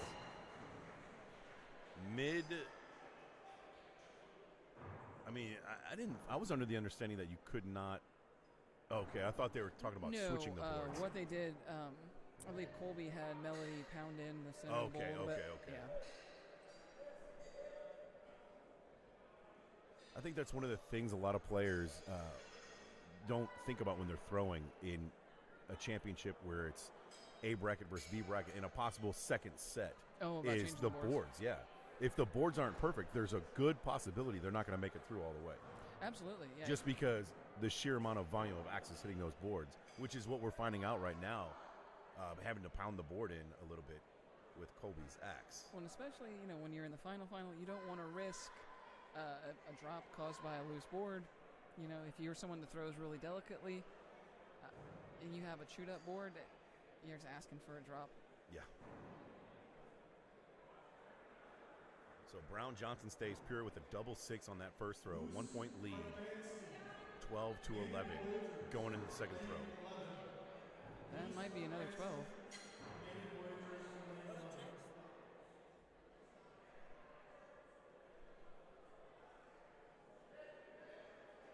Our judge goes up, takes a closer look, and rules it a 6-5 for Brown Johnson and a 5-5 for the Kingsmen.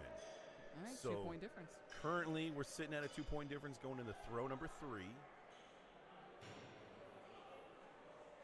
The mannerisms that Lucas and Hayden have are almost the same with their hands. Like they both just wipe their hands on their shorts at the same time in the same place. I guess we've been thrown together for so long. That's when you really know you're feeling the groove.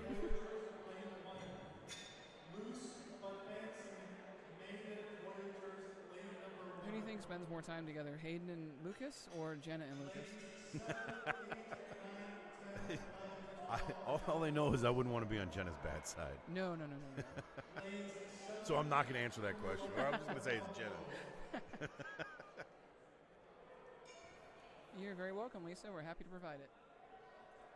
So that next throw, Hayden, he looks like something might be bothering him a little bit. He keeps moving his arms and keeping loose.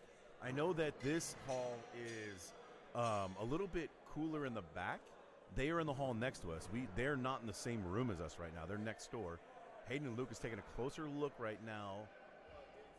Not liking the 5-5, not liking the 6-5 call, but they agree once they pull those axes. Maybe the room might be a little bit cooler over there. It could be, and I did see him on that last missed kill shot. He kind of a little bit of a at the end of it, so maybe his arm's just not feeling too well. But I think I just discovered the actual secret. It appears as if Theodoro and Colby are wearing Crocs. If you remember, the original duels team name for Brown Johnson was Crocs with socks. Yes. So clearly we know what's happened. Samson's hair has been cut.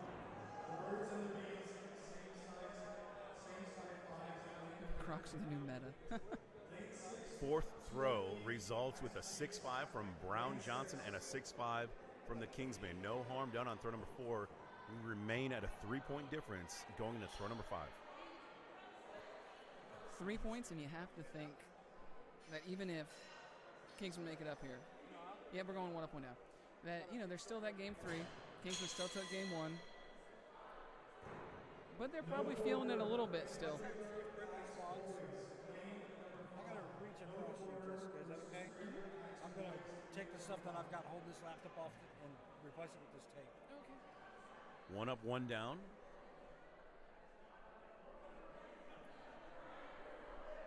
Looks like Lucas hit as well as Hayden, that bullseye. The call from the judge coming up, an 8-6 for Brown Johnson. Overheated. And then an 8-8 from the Kingsmen, resulting in a 1-point victory by Brown Johnson in round number 2. I'm honestly surprised that Hayden didn't go up. I'm sure it was a tactical discussion thing, but man. Well, there was no reason for him to go up. 1-point game, I mean. He had a little bit of a slip, though. And good points. if you're going to hit Good, a 5, valid points. if you're going to hit a 5, that means you probably would have missed a kill anyway. So Yeah. either way. So good execution by Hayden there.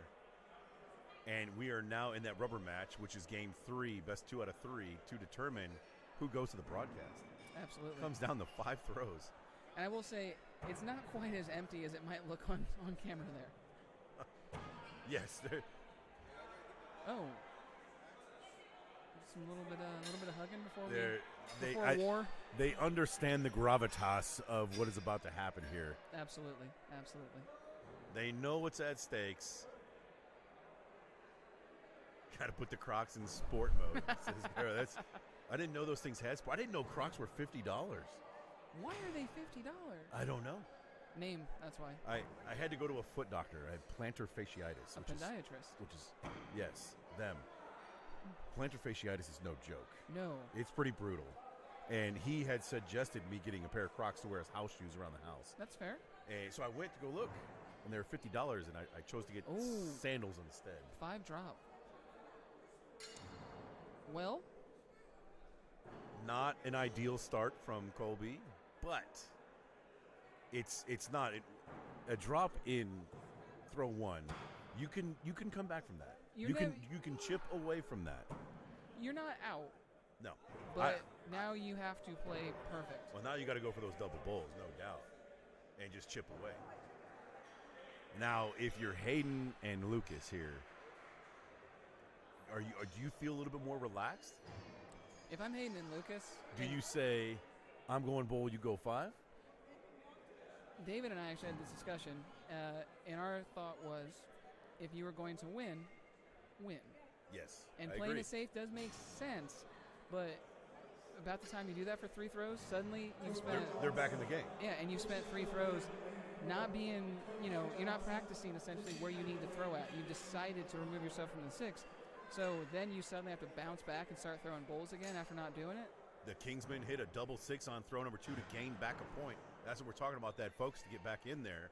Throw number 3, we're looking at a score of 5-6 from the Kingsmen, and looks like a 6-6. Jeez. Wow.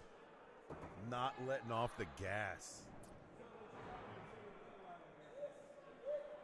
You hate to see it drop like that. Part of the game. It is. It 100% is part of the game. Lucas just told Hayden right now to slow down. Did you see that? He just told him to step back, slow down. He wasn't ready. Okay, fair Which enough. is a very mental awareness that a lot of people don't think about.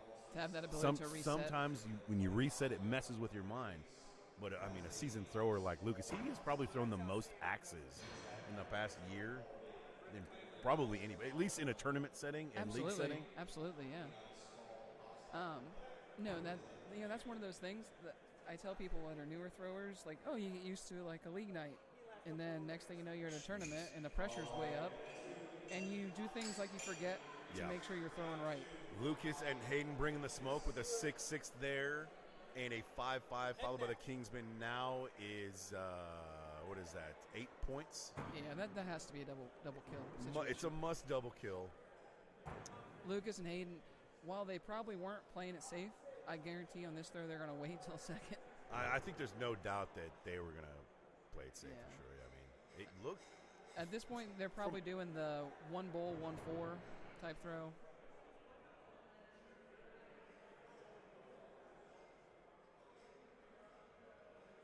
And that's exactly what they do. Yep, 4-5. Lucas Johnson and Hayden Brown. I swear I just saw relief on Lucas's face. Yes, I agree with that. Wow. They're hugging it out right now because it had to have been an emotional match. All these guys are really good friends, and Brown Johnson makes it onto the broadcast again. 3 years in a row. Again. That's insane. It is 100% no doubt that they're the best duels team around. It's not luck anymore. No. It's not luck at all. Congratulations to Brown Johnson. What a great run by the Kingsmen. I know how hard they work. They make a great duels team. They ran into a monster. Absolutely. It's one of the things in basketball people talk a lot about no one can ever touch Michael Jordan. And that colors the discussion around other great players just because it makes people think that if you're not Michael Jordan, you're not incredible. To be clear, Kingsmen, a lot of other great duels teams today, this weekend, but they're just on another level entirely, and it's not even, fair.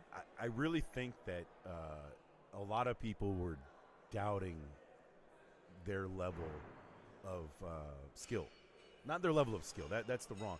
But just in duels, there's so much luck involved. Oh, yeah. And yeah. Right now, Lucas is breaking down. Like, I think for him, this is giving him some validation in his run that he's had in the past couple of years. And, we're seeing some great emotion from him right now. And relief. I'm going to jump us over. Just, let him have his moment with Jenna. We're moving on.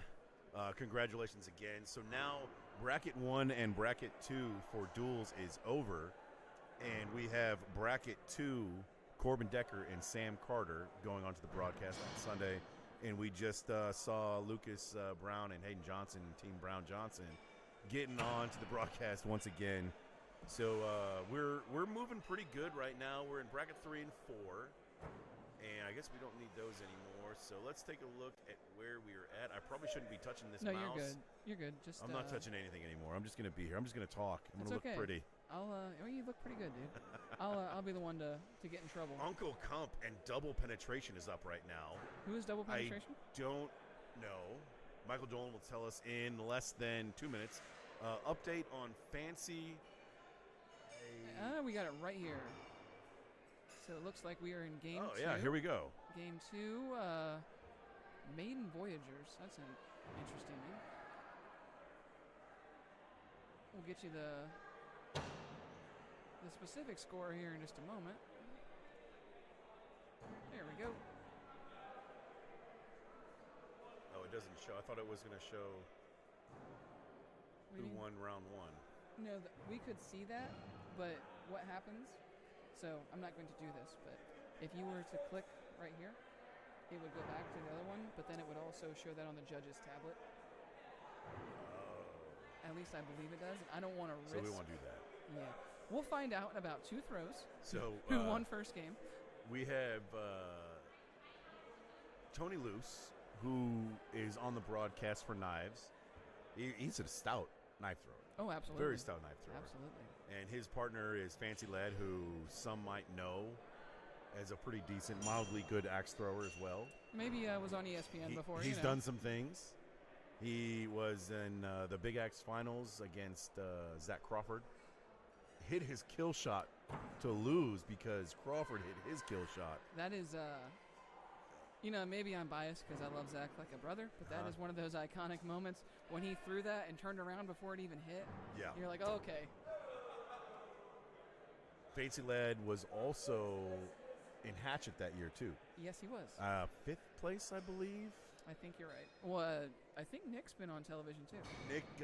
Nick was the only person to beat Ryan Smith. Right. The year that Ryan Smith went on his epic run. All right, so we got Loose But Fancy takes it. 57-39. I think everyone in that match had been on ESPN, Yes, actually. they've all been. No, Tony has not, but he will be. Wasn't he at the U.S. Open? He was not on the broadcast, though. Oh, okay. He didn't make day 2. Gotcha. But he did make day 2 today. And Nick got 3rd place that year. And Philobom, he's done some stuff too. Just a couple times. He's a pretty recognizable axe thrower, winning a championship in Big Axe and U.S. Open in Big Axe and Hatchet in the same tournament. He did get Hatchet last year at Worlds, though, right? And he is last year's ranked champion. Did he win Knives? He did. Yes. He won Knives as well. Let's see. We're moving on from the mobile camera. We got the Brindlesons. And I can't quite make out who that is on the tiny little screen I'm seeing. So, Connor Gabriel and Brian. Of course, Connor is on a team called Double Penetration.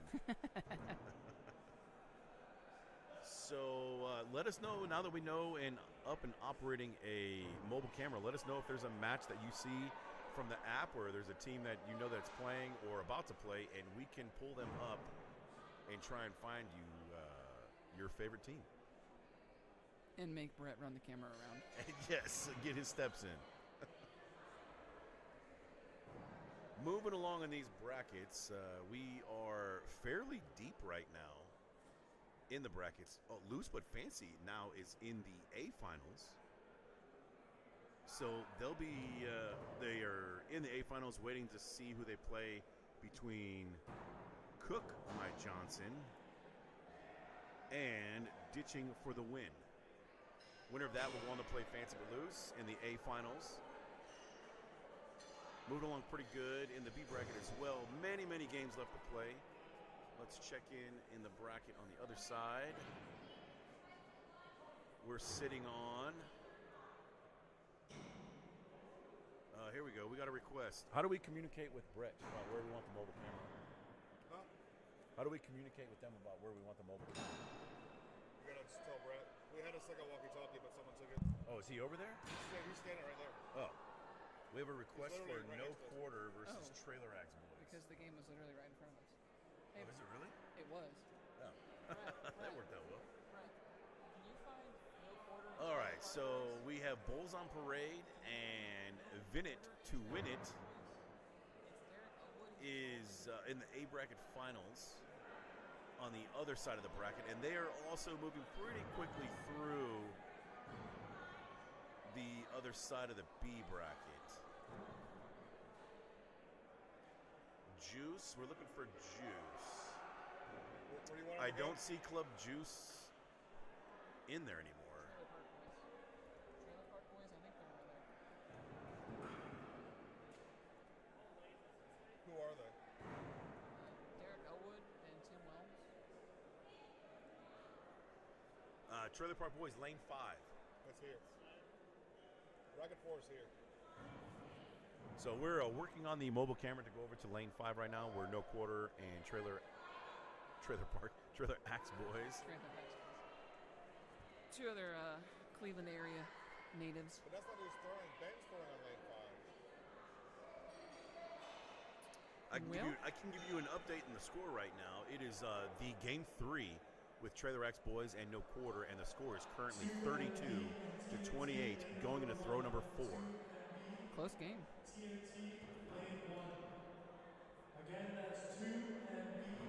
Cook My Johnson is another match that we will try and look at. I'll keep the score. Hey, Bill, we'll keep the score up, and I'll give you an update. Fourth throw for Trailer Axe Boys and No Quarter. So George Harris asks a question about leagues and rules. It says 4 unique players in either your duels league. Does that mean it's 4 different people? That does, just 4 different people. So two teams can do a duels marathon, I believe, right? To the best of my knowledge, Double sixes by No Quarter to bring the score within 1 point. It is now 41-40 in favor of Trailer Axe Boys. Going into throw number 5, this is game number 3, best 2 out of 3. I imagine they're all going to be going up. and then over on other lane, we're into game 2 with Heavy Hotties and Beauty and the Beast. Got a warm up over there, probably. Yeah.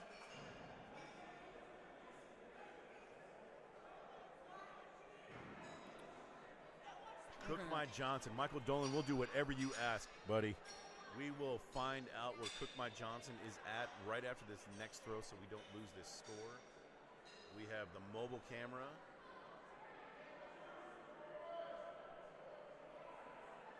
Ben Edgington, Tobias. Tobias has got to be one of the most Viking-esque axe throwers we have. Oh, absolutely. You know, sometimes I've heard you need to have characters to really like grow a sport or an activity.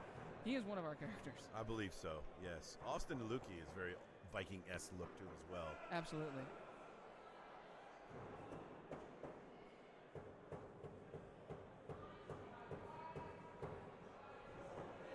That might be a hit in a bowl. Derek looked pretty happy. Yeah, he looked very happy.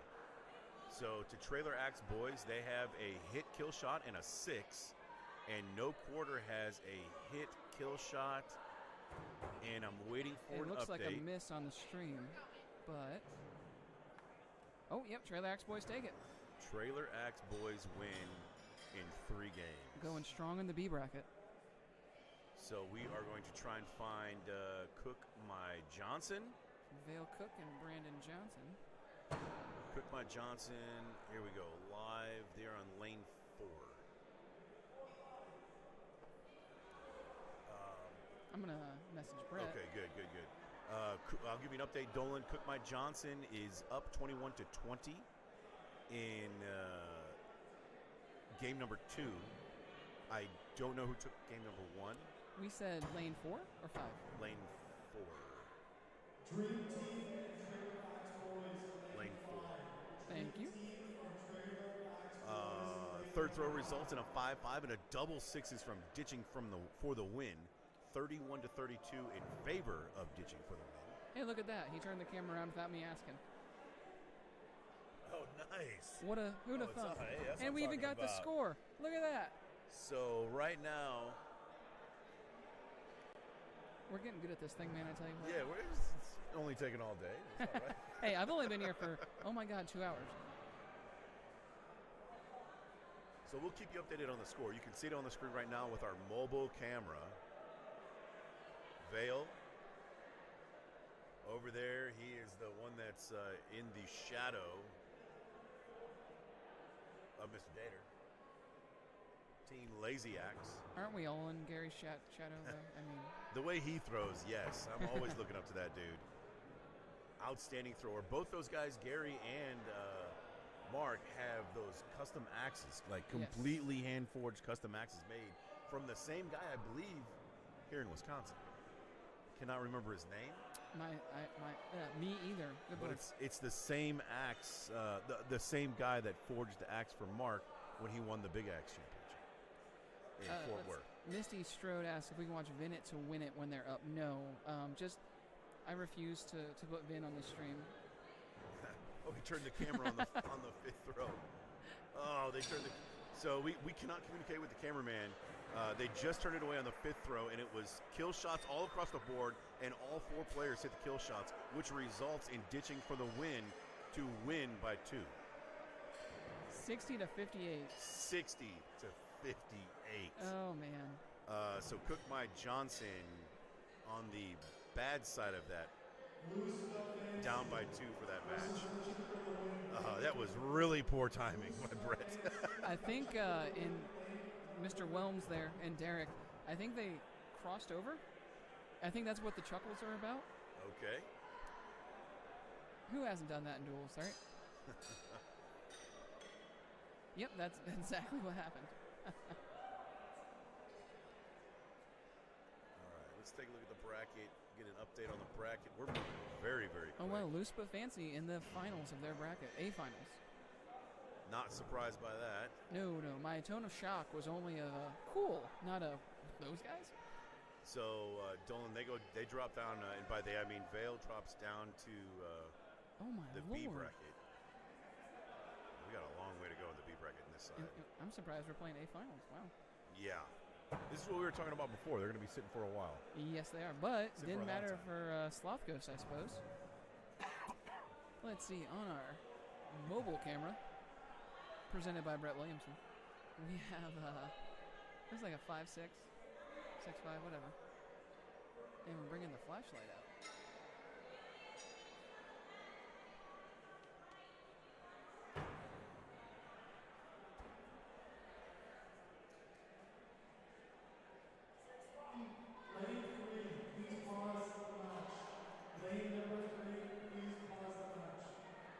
Lane number 3, please pause the match. What do you think that's about? Who's on lane 3? This is lane 3 right over here. Oh, that's the A bracket. Yeah, that would make... Good call on Mario's part. Yes, absolutely. Man, can you imagine sitting for like 2 hours? Yeah, we got a long way to go in the B bracket right now, and they were getting ready to throw the A bracket final. Interesting. So they're going to stop that match. Good audible by Mario there, who got over the mic on the PA. And where are we at over here? Oh, Dustin and Nikki. And against Tim Whelms and Derek So- Elwood. That is... Trailer Axe Boys and Dream Team.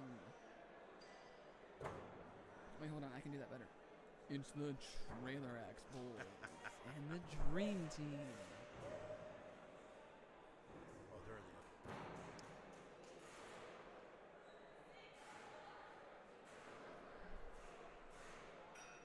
Rob, did you break it again?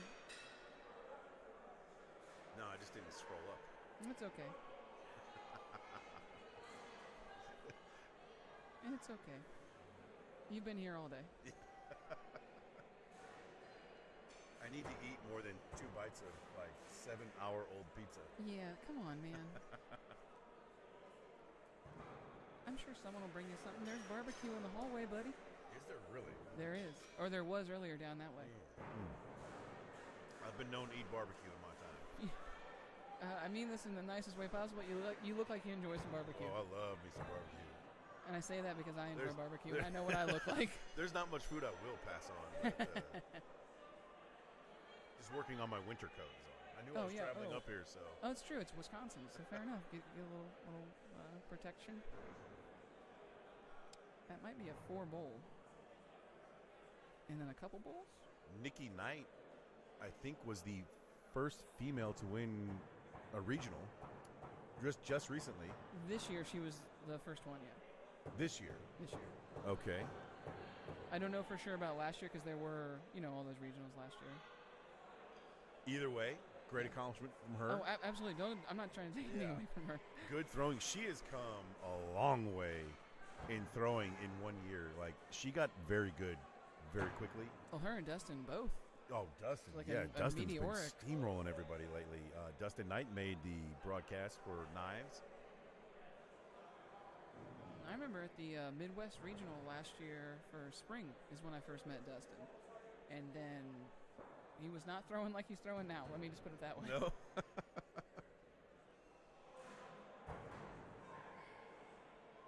I brag on the Knights all the time.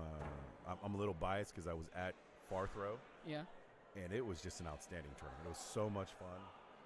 They were great tournament hosts, and everything went really well, especially as a spectator because I didn't have to experience throwing in the wind outside. Oh, man. And it was a very swirling, almost 20-mile-an-hour wind, and you just didn't know which direction it was coming from, and it was entertaining as a spectator. I liked it. Events like that, well, maybe they're not the best for competition.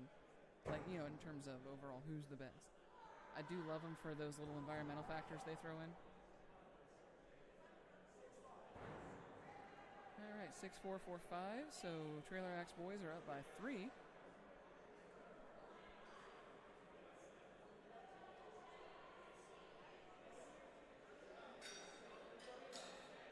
Allison, which match are you trying to see? I see that you made a comment. Oh, there we go. Bracket 4, 2MV.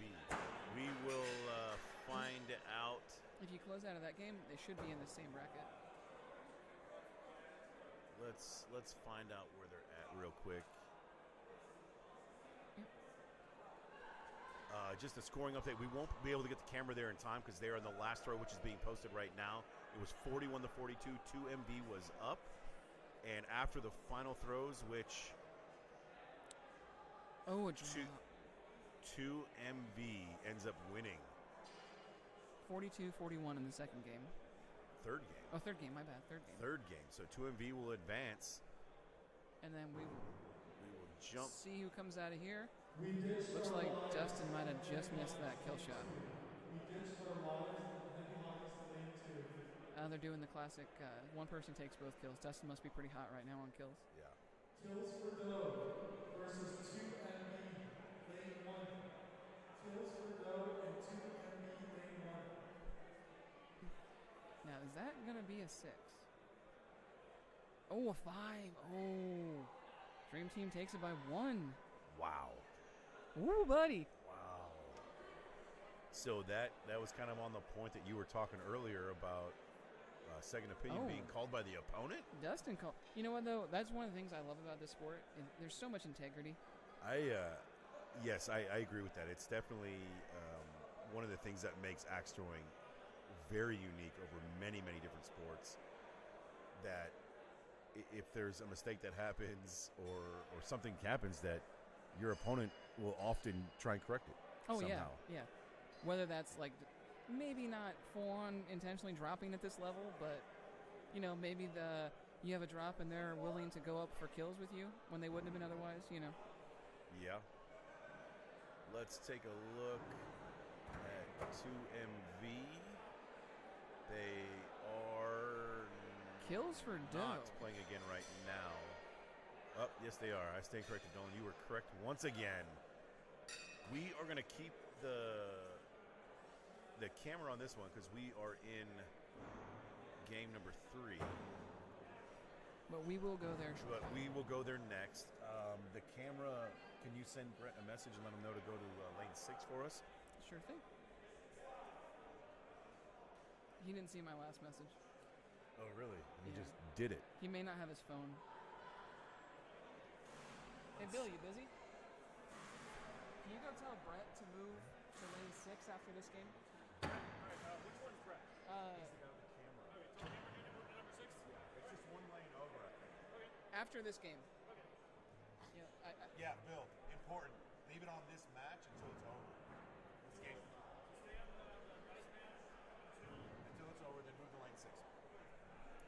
Thanks, sir. Mr. Bill Feinberg. Bill Feinberg. Helping us out. An Axe Throwing podcast. Great to listen to. I don't know if you've been on it yet.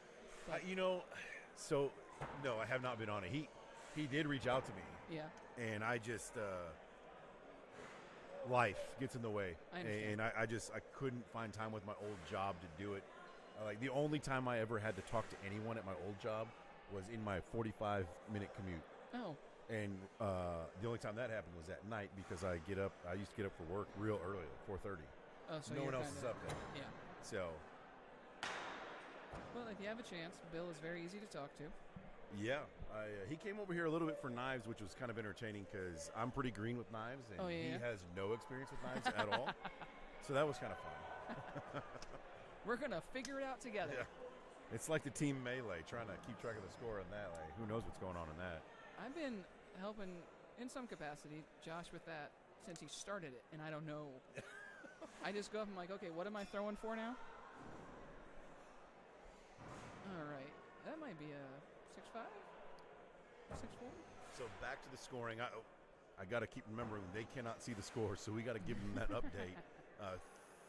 We're getting updated on throw number 4, 39-42 in favor of Dream Team right now. This is the rubber match, game number 3 of the best 2 out of 3, and They gave back 3 points there. wow, That's well, we got 2 kill shots for sure called. 5th throw coming up. This is it. 3-point spread. I think we have all kills called. No? According to the book, I would say you're supposed to go up. Everybody. Yeah, I would 100% agree. But we've seen some other decisions be made by other teams, and they don't both go up. They go up and down. It looks like Oh, yeah, these guys both went up. So we had a miss and a... an interesting, Man, if that's a 5. interesting decision there. Oh. 6. Wow. Okay. Wow. Well, and that's, a couple games ago, we saw the same thing. Or even actually in this match. The first game, I think Trailer Axe Boys took it because they both went, Yes. Pretty incredible match. A 1-point spread in that final round, round 3. For Dustin and Nikki Knight, they will be advancing. We're going to try and find. We're going to be going to 2MV. 2MV. We think. Austin, do you know what bracket they were in? If they were in 1 or 2, then no. But 3 or 4, we still have a lot of games left.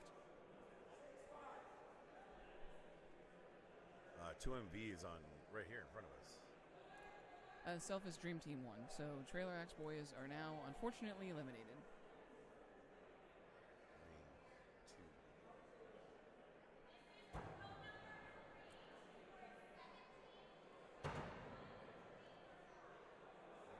What are you looking for? They were on the remote cam. Yeah, we thought they were on lane 6, but it says they're in lane 7. Oh. Or, Well, excuse me, lane 1. interesting. This is.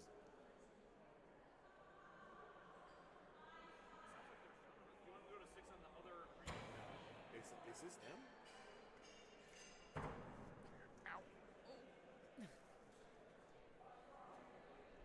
No, lane 1 is Tom Jennings.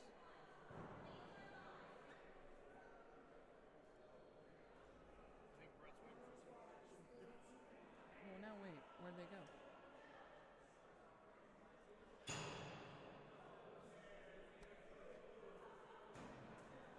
We're figuring things We're out. getting caught up on who's on whose lane. The command center is moving around some of these games to different lanes that are not in sync with what we're seeing right now. So we're waiting for things to get updated and refreshed, and we will find where they're at. But we can give you an update in the score right now, where the 5th throw, 2MV loses in 2 rounds. Kills for Doe takes it in 2 rounds, 48-44 in game number 2. Interesting. Sinner and a Saint. Short stack Sharks. Let's take a look, see if we can find them. Tell you what, at least it's getting a little simpler now. Lane 11, bigger than yours. We're not going to send the camera over there right now because they are going to the last throw of game 3. Sinner and a Saint is down 39 to 48 against bigger than yours. I believe, yes, we got Sinner and Saint and Team Bigger Than Yours.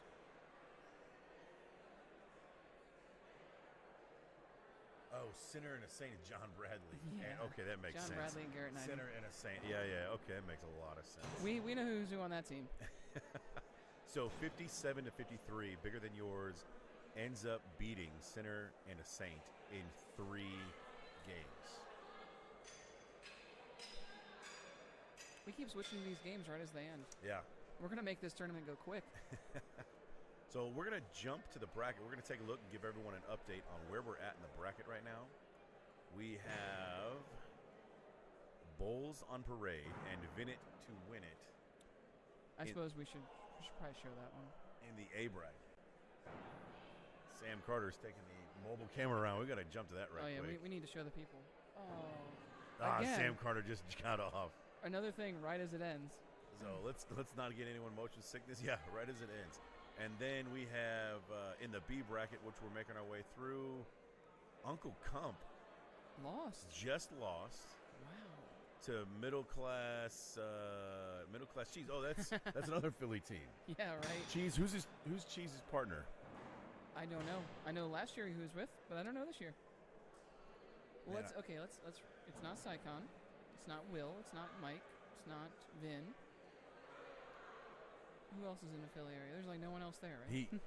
He told me earlier today too. I cannot remember. There's like 800 dual teams. Yeah. So we're whittling it down. We're now into the quarterfinals. It's Night Runners versus Middle Class Cheese, and then Red Pants Army That's Ian. versus Bigger Than Yours. Actually, you know what? Red Pants Army may not be in because people like to name themselves things that have no relation to them. Even though Ian wears red pants, who can say? And then on the other side, in the other bracket, we have Loose But Fancy and Ditching for the win in the A bracket finals right now. And they're holding off on those games until... Oh, it's Sycon? Duh. Cheese and Sycon on our team? Sycon mentioned that earlier, that him and Vin broke up. They didn't break up, but they went separate ways. Breaking up sounds cooler though. Yeah, it does. Sounds way better. That's how you start drumming rumors. Did you hear that Vin and Sycon broke up? I hope Ashley knows. So we're a little bit behind in the other bracket, in the B bracket. We have many games left. Cook Mike Johnson will be coming up. They'll play the winner of Dream Team and Same Side Fives. That is Dr. Dan and Justin Reese. Okay. Which we might be able to hunt down. Oh, here we go. Here is. Uncle it's my Cheese. boys from Texas. We got cheese and we got Texas and we got Philly. We got a Philly cheesesteak. I don't know if that makes any sense. Night Runners? Night Runners? I didn't know that's what their team was. I do like that Dolan is still wearing the blinders glasses. So I saw that earlier when I was outside. He was outside, and I went to go fist bump him, and he didn't see it.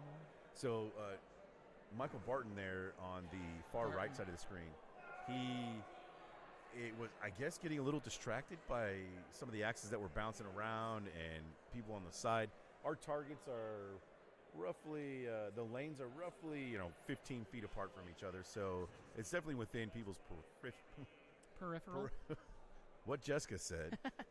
So he literally made horse blinders out of duct tape and taped them to his glasses that he's wearing, which you cannot really make out. It looks like he's still wearing them. Oh, yeah, that's why I said. Which would be interesting is in duels. Like, it looks like he might just be wearing the left one, though. That would make sense. Right now, we're in the game number 2. Don't know who won the first game. No, we're not very good at this. You would think that'd be something they add on to the scoring. That would be great. That would be really obvious. Like a little check mark. Like right there or something. We'll put it in the suggestion box. You could have, I don't know, 3 little dots above their names. Yeah, And just yeah. say, boop, boop, boop. Yeah, that would be great. Jessica, I'm just saying this out loud because I only told one person, and it was Cheese earlier today when I spoke to him. But, you know what? Holy cow, I just realized I probably jinxed him. Oh, I dude. told Cheese that he was my dark horse for the tournament. Dude, you can't be saying Why that. I guys. shouldn't have told him that. No. I jinxed him. He's my dark horse. He was my pick. I mean, we already ruined the chances, Wow. at least of one team since I've been here, and you've been here all day. And I've done it 3 or 4 times at this point. I will say this. I'm going to toot my own horn. I picked Mark Tishko Yeah, at the U.S. Open. that was a bold strategy. Bold claim. I'm just. I went deep. Let me guess. You thought the Bulls and the Yankees were good in the '90s too? But yeah, wow. I'm going to stop saying anything involved with that. I'm not going to jinx any more people. No. Bet. You got a long Saturday, friend. Yeah. Oh yeah, the board cameras do appear to be frozen. Or no, there's just 1 axe left. I think the game's over. Yeah, we're getting a second. Oh, they could be frozen. I don't. Because they're not looking at. Yeah, I think it might be frozen. Yeah, it's Because the judges aren't on there. so. We're getting there, folks. We're getting there. How do we refresh the one? Anthony. It appears the targets are frozen. We broke a your toy. I swear, I am not touching anything anymore. Rob was like, "Hey, watch this."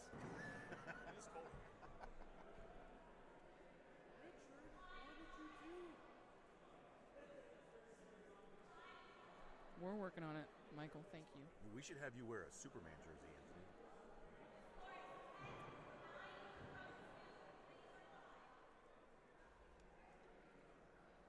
Refresh. Mobile camera. There it Well, goes. there goes all of our cameras. Mobile camera on Vail. They're in lane 3 or 3 down. We're going to send the mobile camera down for you, folks, and we'll have you right back to the action. Before you know it, Rob will be jinxing more people again. I can't see. What did Dolan say? He's talking more trash. I think. He said, "Hey, watch He is. this." Dolan doesn't talk trash. Dolan speaks truths. Yeah, okay, touche. Touche. Good point.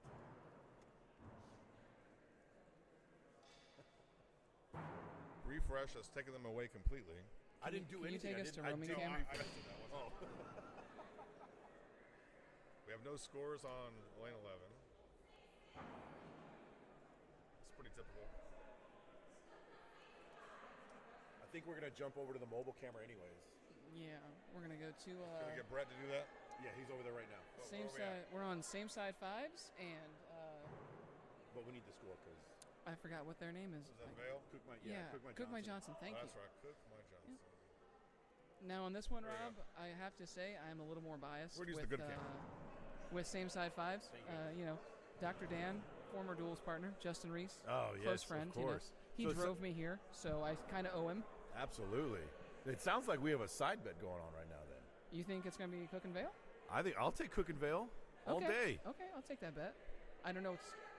I guess I should have looked at the score first, maybe, but no. Oh, it's I good. just looked. That's 1 point game. We're Yeah, it's good. 1 point game. So what do we got on this? A cerveza, What's that? beer. Sure, All right. sure. We are wagering 1 beer on this match. Jessica's got Dr. Dan. Like that movie with Eddie Murphy where they wagered $1. And it's not cool to boo That people, was- Michael. That's my job. Trading play. I'm not. I can't think. Looks like we got maybe 6-6 for sure on the second. Yep, 6-6. And since I'm doing my job and actually commentating, I'm just kidding. I'm kidding. Uh-oh. What'd you do? Nothing. What did you I do? was just moving my foot. It's thought I took something out on accident. That's fair. There's a lot of wires back here. So we're going into. We have a friendly bet of a beer between Jessica and I. I have Team Cook My Johnson. She has same side fives. We're both a little biased. My Texas boys versus. Are they both Ohioans? Dan used to be. Ohio Knights. Oh, that's right. He's now in. He's Wisconsin. in Fondy. Yep. Just 40 minutes down the road. Justin, though, I consider him a friend. So throw number 3 resulted in a 31-32 score in favor of Cook My Johnson. Now throw number 4 being scored. Ooh, buddy. A closer look. This Bust might out be the a 5-5. flashlight or the card? Flashlight. I hope it's the flashlight. Nope, it's the card. Oh, it's the card. I'm not a fan of the card. 6-5. Well, that card just gave your boys a point. Heck yeah, I'm a huge fan of the card. Make the card thicker. 41-43 in favor of Cook My Johnson going into throw number 5, discussing what's going. That was not a long discussion. It looks like they're all going up. Yeah, they're going. Come on, I mean, they've been there, done that. They know what's going on. Yeah, look at these 4 throwers. They're not exactly ones to shy away from competition. Oh, a reset. And Vale was the one that wanted the reset. And that might have been worth it for him at least. Is it good? I think he's in there. He threw a little bit low. Oh, but I tell you what, I think both my buddies are in there. It looks like they're in too. Oh my goodness. Ooh, flashlight's out. Hit. You have 1/3 of a beer coming so far.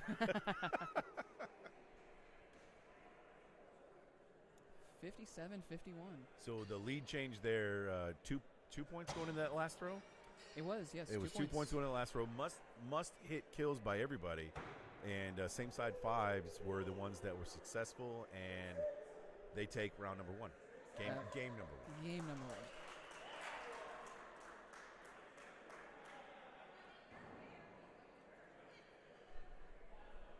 It's always crazy to me when I see someone pull out a plum for frickin' duels. I used to throw my main hatchet for duels. Really? Yeah. Huh. I think it made Michael Dolan was my original duels partner. I think it made him nervous. So I stopped throwing it. Actually, at Ironside last year, when my voyage of random duels partners began with Vin, he threw a plum. I had never thrown them before. I don't think he knew me that well, and he trusted me enough to pull out a plum. Yeah, wow. I was like, all right, dude. This was one of my favorite moments in axe throwing. So the plum, I threw the same plum on a Shane Shep handle? Fracked handle. Oh yeah. And I'm no longer a fan of people doing frack. Oh no. It's just too dangerous. Oh, and we lost. We lost someone in the axe throwing community. One of my friends did it at his house, and he's one of the smartest people I know. He's an engineer. He built his own forge in his garage. Yeah. It happened to him while he was doing something. He was lucky that they literally have a firehouse behind their house. Yeah. His wife scaled the wooden fence and Oh went my over there and God. grabbed him, and they revived him. And then another guy was a Navy SEAL in Virginia Beach. Yeah. I had the pleasure of throwing against Navy SEALs at one time, and he was fracking a skateboard. They do it for therapy. Yep. And he did not realize that the kill switch was not activated. Oh. And he grabbed the electrodes, and he rode the electricity for 14 seconds. And the doctor said the only reason why he survived was because he is like 6'5", Yeah, 260 big fella. of muscle. Yep. His arms seized so bad that he broke his forearm bone, whichever that is, ulna or whatever that is. There's ulna and Radiate. Anyways, he broke his bone, his one arm in 2 different spots because his body seized up so bad. Yep. So anyways, my point is, I was gonna lop it off and put another handle on it, but my one buddy's like, leave it on, tell the story. I want everyone to know that it's extremely dangerous and don't do it. Oh, absolutely. So I'll get back to story time in a second. We're tied. We might. Yep. See if 4 drops. Okay, here we go. So when I was in Fargo throwing, they had some youth throwers there. Yeah. And this young man named Peyton, I think he was 13, Okay. 12 or so. I gifted him that axe. Oh, that's awesome. I gave him a plum that, I was going to sell. Yeah. But the kid was just so enthusiastic about throwing that I just wanted to do something nice for Oh, somebody. yeah. And then you fostered that And interest. The look on his face when I did it was just something that will live with me forever. It was amazing. Oh, absolutely. I felt like a professional baseball player who gave a little kid a ball. And for him, the handle's a little bit short, so he'll have to grow into it. Sure. But I did give it to him. Looks like same side fives took it. And I had asked him, wow, I owe you a cerveza, which is a beer. It's a beer. All right. But I had told him, please keep it. Yeah. Don't sell it. Absolutely. And keep it. You'll grow into it. And I asked him to keep the handle if he wants, but switch it if you want to throw it. So. Yeah. But Peyton, I don't know his last name. I don't remember his dad's name either. You know, like stuff like that. Say hypothetically in 5 years, axe throwing is just gone as a sport. With things like that, or with like even the kids that are in the community, they're gonna remember all this stuff for the rest of their lives. Yeah. You know. And anytime you can do something like that, that's awesome. You did that. I didn't realize I would end up finding so much pleasure in that. Yeah. And it was incredible seeing his face and how happy he was. It was just great. I'm starting to tear up just thinking about it. Yeah. Funny thing, I teared up a couple times yesterday here. Yeah. Just everyone. I mean, by and large, most people are here, and to see so many people that you don't get to see otherwise. Like, hey, what's up, Brian? Nubzilla is my friend Brian Wilson from Saginaw, Michigan. Yep. But no, seeing everybody, or for the most part, people here, all at once. No one like, oh hey, I want to see Rob. Oh, he's right over there. Yeah. You know, it's I don't know. It's been a long year, and seeing this come to fruition like this is wonderful. But yeah, we have an A match, A bracket finals. This is, yes. Let's pull up. We don't have a score, so let's pull up the score. We'll give you guys a radio broadcast on this score.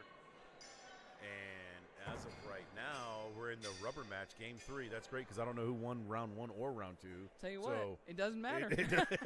So we're in game 3, best 2 out of 3. Looks like we're gonna get some pounding going on the axes. I forgot to mention before, the same guy that made their duals axes, I believe, also made Fran's big axe. Wow. Yes. That is the kind of obscure, pointless knowledge I'm here for. Mr. Al Braun, the Hawaiian, made the trip. Wow, that board is chewed up. I'm surprised they left that. Going back to what we were talking about before, like, you got to see how beat up those boards are and know that we should probably take these out. That's like hitting a putt without checking the green for debris. Yeah. Both center boards, you can see that both center boards are just so beaten up. Absolutely. So tell you what, I'm gonna stand up a little bit. We'll see. This match is coming.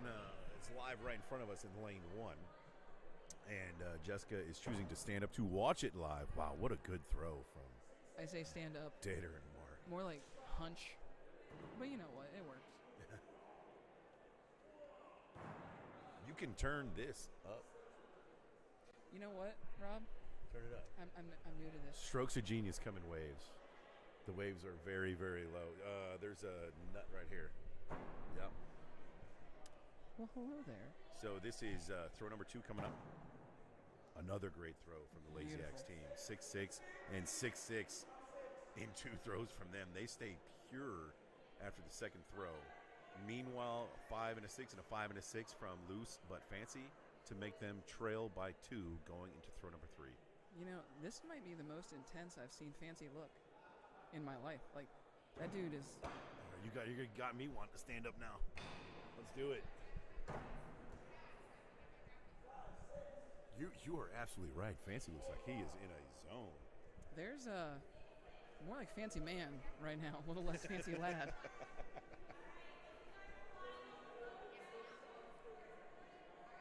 I probably shouldn't be touching the computer screens. I'm not going the to. less you can touch computers, the better. So we now have a 4-point spread in favor of Team Lazy Axe, which is ditching for the win. Carr confirms that he has got a grumpy face on for sure. Maybe we need to feed the beast. Hey, he looks like he just missed that kill. He might have squeaked it in. No, Another I think great he's throw. Just to the left of it. Oh. Oh, he hit it. Look at how far those bullseye axes are buried in the wood right now. That is insane. You know, it's funny. I look at it on the computer screen. I can tell no problem. I stand up with my actual eyes. Couldn't tell you. So we are going into throw number 5 right now. It's a 1 point game right now in favor of ditching for the win with that kill shot that was just hit by Fancy. We are going to have, I didn't see who's going up. Is Fancy or Tony going up? It looks like Fancy based on the fact that he reached out for the tap. Usually that's only for those going Good kill. indication. So must hits by everybody.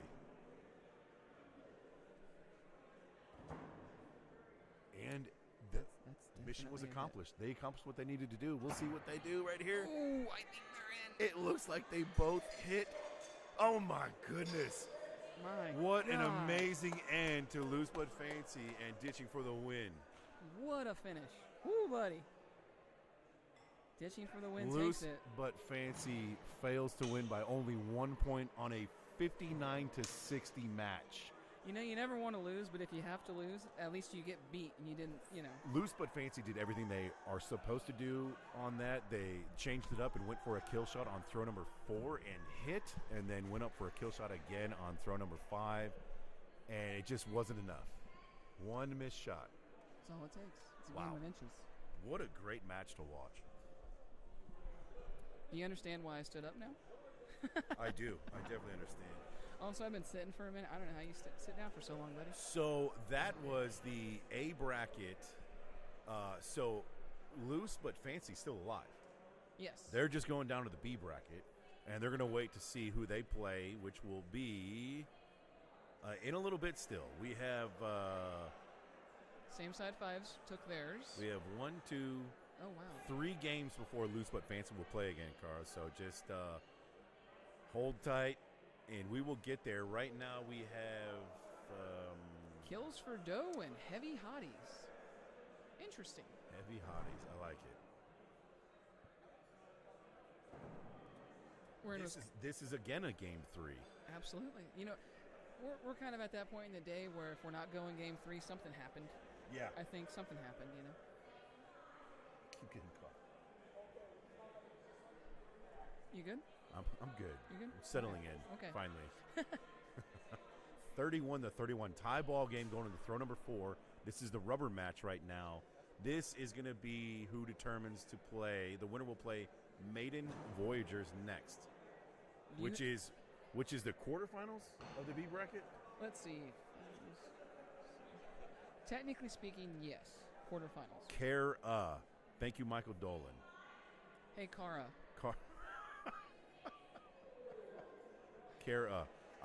Michael Dolan has helped me learn Vale's name. Nope. God, I just did it. No, Vale. I was calling him Val. That's what I was doing for a long time. Gotcha. I just, in my brain, I couldn't get it right. And Dolan helped me work through that. So, Dolan, you're shots. So earlier I kept calling the knives axes.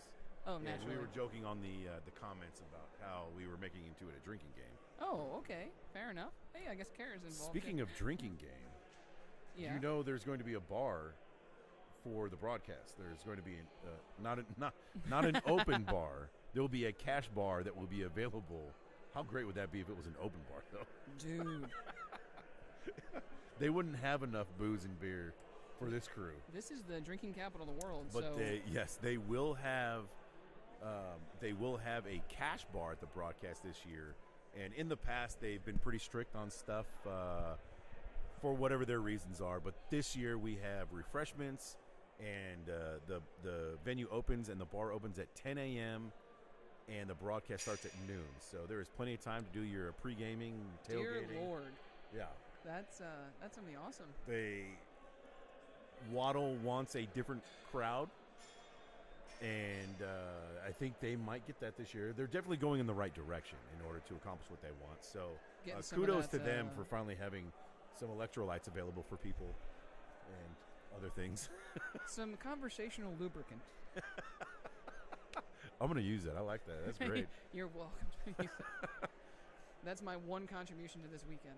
So, they just took it off the board.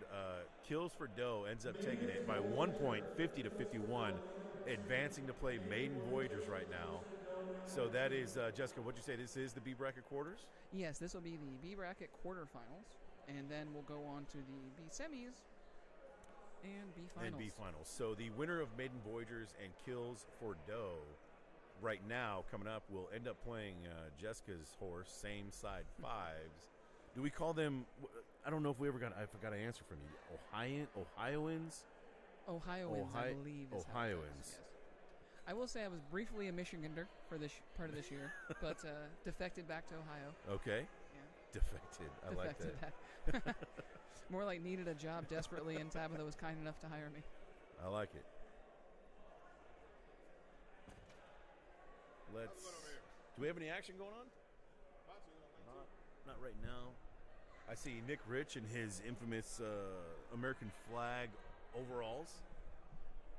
Overalls are by far the most comfortable clothing for a big man. It is by far the most comfortable. Better Oh. than just like, I don't know, some You sweatpants. got, there's no restrictions. There's nothing touching your waist, Fair enough. That's fair. and that's just great. If you've never worn overalls, please go try them on. I've absolutely worn overalls. So Nick Rich, I often call him third place Nick because he went on that awesome run and got third place at the World Championship. Michael Philibom, they are partners for the Maiden Voyagers. What if you just called him Nick? Because that's his name. No.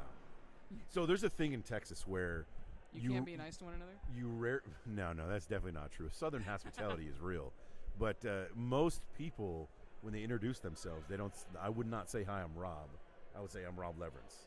Yeah. Or Rob from Houston, or some version. No one ever says just their first name. Oh, so you got an identifier. It's a first and last name, yeah. Okay. So it's not that you're making fun of him. Oh, Homeless Nick forever, Kara says. Yeah, I forgot about that. He earned that nickname. I'm not sure if it was myself or David Duncan. He showed up to a league night one night. It was fairly chilly in Houston, which happens about 4 days out of the year. Naturally. And he had on this beanie. His beard was extra scruffy, and he had on big baggy clothing. And I think it was David Duncan. Just it's like, man, you okay, man?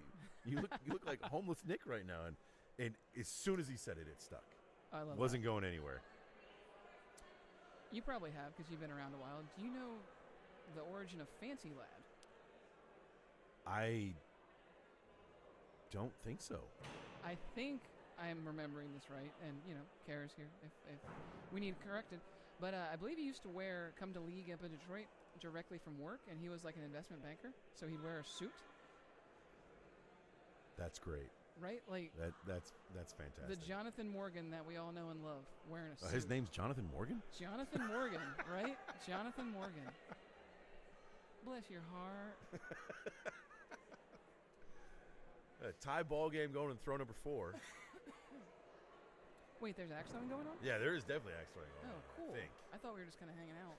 I'm hanging out. Are you? I'm hanging out with you, Jess. I'm having a great time. Yep. Michael Dolan confirmed what you said. I love that Dolan's just like sitting there fact checking us. He's an MVP. Him and Yes, Anthony, he is. MVPs. Absolutely. Okay, here's a real challenge for you. How do you say Anthony's last name? You know, I was talking with Sycon earlier. He asked me that question. And one of the things I did over the past year doing the commentating on ESPN is I used to sit down and write out phonetically people's names. Oh, that makes sense. And I have a book like this one. Just I didn't bring it because it's a different book. And I had his name down. I had it down, just like I had Team Melee down, the rules and everything. And over that 6 months, I forgot. So I don't know. Long story made long. I don't know. Shimkoviak. Say it again. Shimkoviak. Shimkoviak. Melody Shimkoviak. taught me how to say that, and I probably just said it wrong. The young lady from Alaska. Sophie. What's her last name? I genuinely don't know what her last name is. I just know her name's Sophie. She it's a very complicated last name, which once look it again up. I don't Let me look remember. I'll But try. I did it phonetically, and I had showed her phonetically on my index card because we mentioned her on the broadcast and the local news there. Oh yes. And when I showed her that, she took a picture of it and says, "This is brilliant," and because no one ever gets her name right. So my data is not working right now, so I can't look up her last name. Okay. But I will take your word for it. Oh, hey, there it goes. No, I met her for the first time this past summer in Murfreesboro at the women's tournament. Okay. Yeah. 52 to 51 right now in favor of Team Kills for Does, and a flashlight was taken out, Looks like we're having a and it second. was being observed by third place Nick, homeless Nick, which normally I don't see a lot of people doing that much anymore. Looking at the flashlights? Look, throwers normally they'll look and they'll just say, you know what, I just want a second opinion. Yeah. It's not really a detailed look, and I think it's kind of frowned down upon to do that because the judges want you to come out of the lane and just get out of there. But maybe in league settings not so much, but this setting, I don't think there's a time limit on anything, No. but it is one No of those good. like don't sit there for 4 hours. for sure. I don't think Philibom is pulling his axe super slow, and he did shake his head that it was no good after he pulled it. So He was probably just watching. yeah, from the he color. wanted to see if it was a push or just a weird split, but confirmed that it was no good. And Team Kills for Does wins that first match. First Okay. game. Are we ready for this? Yes. First of all, is it Marie Sophie or Sophie Marie? I thought it was Sophie Marie. Sophie Maria Yeah, is yeah, what yeah, she has okay. told me. Yeah, well, Facebook says Marie Sophie. Okay. So it's Sophie. I'm going to go with Bagash. Let me see it. Boggashch. The only thing I Bagash. remember is it's not as obvious as it looks. I think she's German, right? She is I don't remember. She's from Alaska now. Yeah, I she think. lives in Alaska. I think she has like Ukrainian blood, German blood. Okay, so that's probably where the last name comes. That's cool. Yeah, yes, very much so. Taichin Grabber. Maybe. I don't know. Tyke Graber. I threw duels with her at Ironside, or at Show Me State, and I'm sorry. I struggle with names. I'm sorry if I mess your name up. They were pounding the board in once again, which just leads me we can see on the camera. I don't know how good you can see it at home, but the right kill shot on the left target looks super beat up, and I just don't know why you don't ask for a board change. With kills? I mean, I guess I know the answer to that really, because you get a board change, you can't bury your axe and get the coverage that you normally would Exactly. on a beat up board. So I guess that's why. But I think the risk reward is. But at the same time, look who we're talking about. These are four very good throwers who are Yeah. probably very confident in their ability to actually hit the ball, not just nick it. Also, I will say to Michael Dolan, typing out spellings in the comments does not make us pronounce them correctly. That's all I'm saying. Phonetically, Mike. Yes. I want to know if he actually just typed that out or if he had to look it up and then type it. I bet he copy and pasted it. Yeah, I think so too. Mike, what'd you do? Dolan's, did you- Dolan's a Control C, Control V fella. Or maybe he likes Max. I don't know. Maybe he's like Command C, Command V. I barely know how to turn a computer on, dude. Well, I've seen every time you've touched one. Yeah. Every time I look at a computer monitor, it breaks on me somehow. Dip down for a 4, 21 to 23 going in the third throw. That just happened. The score is coming up right now. 100% copy paste. My mic is loose. Don't be loose. It's because you turned it. I had the same problem. We did this whole loose, dramatic stand-up thing, and it just It felt good. Felt great it at did, the time. but it really messed us up. Yeah. We need some standing desks, I think, so we can go up and down at will. Dolan, you're great, man. I miss you, buddy. Another 4. So an unhappy thrower with a 4 there, and it looks like a double 6. That Maybe. might be a 5 as well. 5-6 ruled.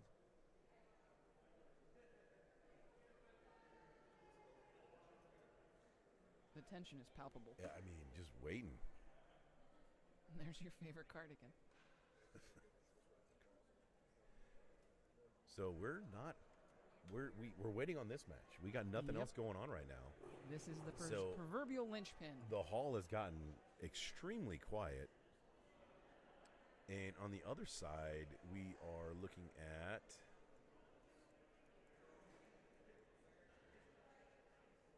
just a couple more matches. Let's see if we have those while we're getting a scorecard going on right now. Oh, yep. Oh, red pants. Oh, Shane and Ian found themselves together. Interesting. I was getting on my transfer flight from Chicago to Green Bay, and I get on the flight, and it was a smaller plane, and I have to duck down on the smaller planes, so I'm looking. I have to like keep my head down. And I'm looking down. Yeah. And then I hear Shane Shep all of a sudden. Holy cow! It's Rob. I was like, "What? You guys are on my flight. This is great." So I got to share the plane with Shane and Ashley and Silas. Yeah. A very adorable 5-month-old baby. Oh, there's been very, very adorable. This has been a year for Axo and babies. Yeah, tons of babies. So Barton definitely has the blinders on. I just saw it, and it looks like you were right. He only has it on the one side. I love that. Yeah, I don't think I've seen anyone do that yet. Yeah, I told Kind of someone brilliant.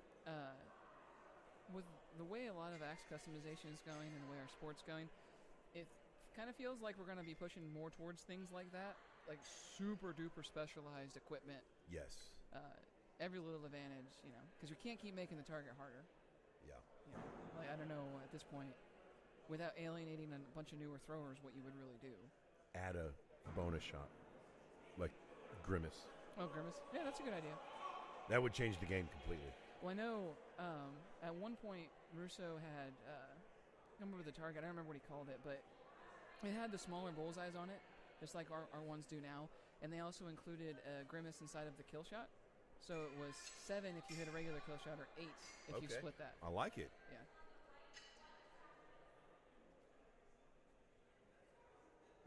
Blinders are extra. She's actually absolutely right. They'll be 3D printing those. Hey, Kara, very good point. I got time on my hands and 2 3D printers. So starting next season. Here we go. Blinders. Dunsky. Jessica.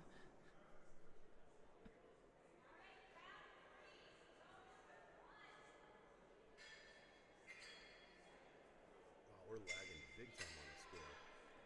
Oh wow, yeah. So you guys can't see it. We lost targets. I swear I didn't do anything. So on the game that we're watching, currently Red Pants Army leads 23-19. We are in game 3, so rubber match, winner takes all. And looks like we have a 6-6, a drop, and a 5. Oh, Night Runners had a drop. Brett, can we get the camera on lane 2? We just lost cameras. So what that probably means. No, not lane 2. Oh, yeah. No, it's in the other one. Oh, in the other room? Yeah. Oh, Brett. Which one? Oh, Shane Shep.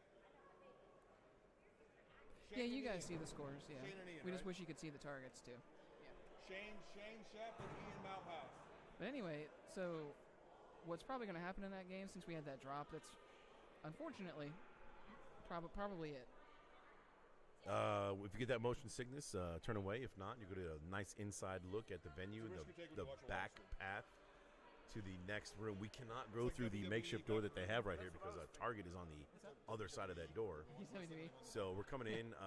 Throw number 4 is resulting in a 46-38 in favor of Red Pants Army. So I don't know if you heard Mr. Simkoviak. He made a good point that camera is nice flex. Thank you. Nice flex, Jessica. Is kind of the same as like if you watch WWE, they'll go like dramatically backstage to catch the very beef. much so. We need some thrower beef, I tell you. We need some thrower beef.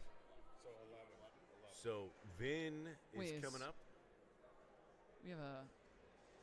Why did he throw that backwards? Oh, the game was over. Yeah, it's done. So let's jump over. Fair enough. Go to lane 11. Lane 11.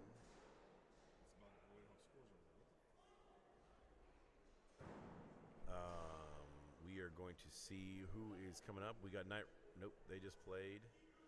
We have Bulls on Parade and Red Pants Army coming up. Red Pants Army just won, so we'll see them again very shortly. That's a real shame about Bulls on Parade and Red Pants Army because red really infuriates Bulls. That's how that works, right? Yeah. Have you ever seen Mythbusters?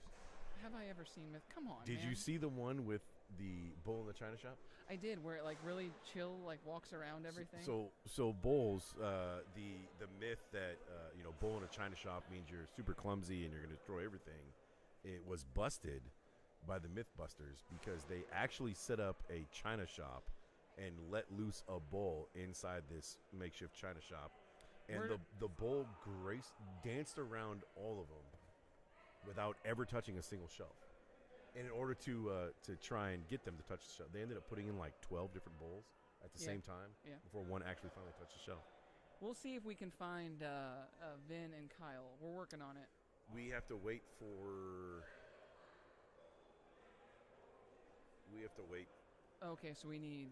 No, we have to wait for. They're in the this A match. finals. Okay. Yeah, Vin and Kyle are waiting for who wins between Bulls on Parade and Red Pants Army, which is about to be played right now. You can see them on the screen. They're getting ready to go. This will be another radio-style broadcast where we tell you the scores and you just take our word for it. Yeah. Jumping over the other bracket, we are. We have a good alt camera too.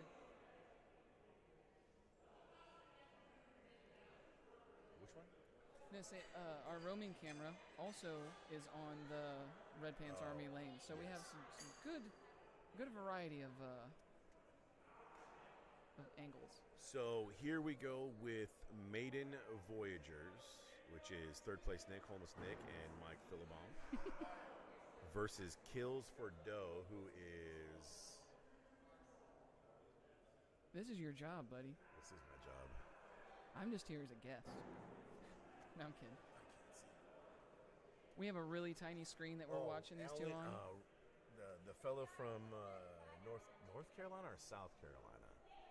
Chris Roland, yes. Once I saw his face, I recognized him because I sold him an axe or something, I think.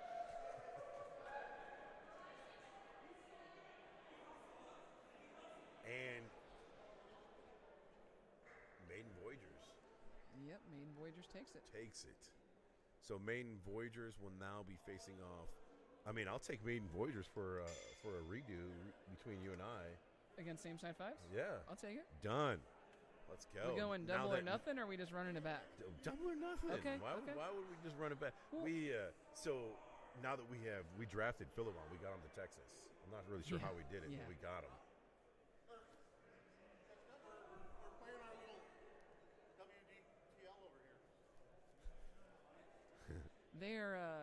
Ragnar has come up with an alternate kind of game that is going to take advantage of the suction cup feature of a product and the concrete floor in a similar manner of lawn darts. That's brilliant. Yes. I love it. That's like a whole nother take on an 0-2 or the beer bracket. Yes. I like it. And Fancy's over there right now. That's where we need to put the mobile camera. Do you know what? Maybe, I did not know. Yeah. That's why I said implement. I did not know that Jessica was talking about a medical item that is used by some members of the human species. That's fairly phallic in shape. Yes. I thought she was talking about a plunger. I'm gonna be frank with you folks. They're tossing a thing over there. They're tossing an adult object. Yes. That has a suction cup on one end. I'm pretty sure we can figure out what they're tossing. And if you look in the back right corner of our camera, you might see some people running around cheering because of what they're throwing. I was not smelling what you were stepping in when you were describing a suction cup thing. Ragnar I was not at all picking up what you were putting down. Ragnar spent some time explaining to me earlier. Got it. When he walked over and said, "Hey, do you want?" I'm like, I hope they change these boards. There's no way it's going to last throughout this match. Yep, we have a yellow flag. And they're finally taking a closer look at it, and we're going to get those changed. So let's try and jump over and see what else is available. Thanks again, Michael Dolan, for telling me who's on which teams. You 5 minutes are after the Assist fact. Man of the Year. You know what I ought to do? I ought to send Dolan like $10 $10 to buy him a beer. I tell you what, if you win, rather than me buying you 2 beers, or rather than me buying you a beer, We'll just send it to Dolan. yes, whoever I like it. loser of our bet owes Dolan a beer. I love it. That's a brilliant idea, Jessica. Perfect. Dolan, you're winning, buddy. Yeah, Thanks for all the help, man. You've been very great to us. You were the logical and sensible one in this commentating triumvirate. Red Pants Army. We can't get on. Here we go. Nice. Well, we cannot see the scores, so let's bring it up over here, and we'll have to do the radio style broadcast And good timing. Round 1 is coming to an end on throw number 5. Looks like 4 kills. Nope. Nope. Oh. Ian missed. So Bulls on Parade takes that win by 6 points. Bulls on Parade won with a bull by throwing 2 kills. Wow. Mind blown. Mind absolutely shattered, let me tell you. So we are going into round game number 2. Red Pants Army take a stab at who they are versus Bulls on Parade.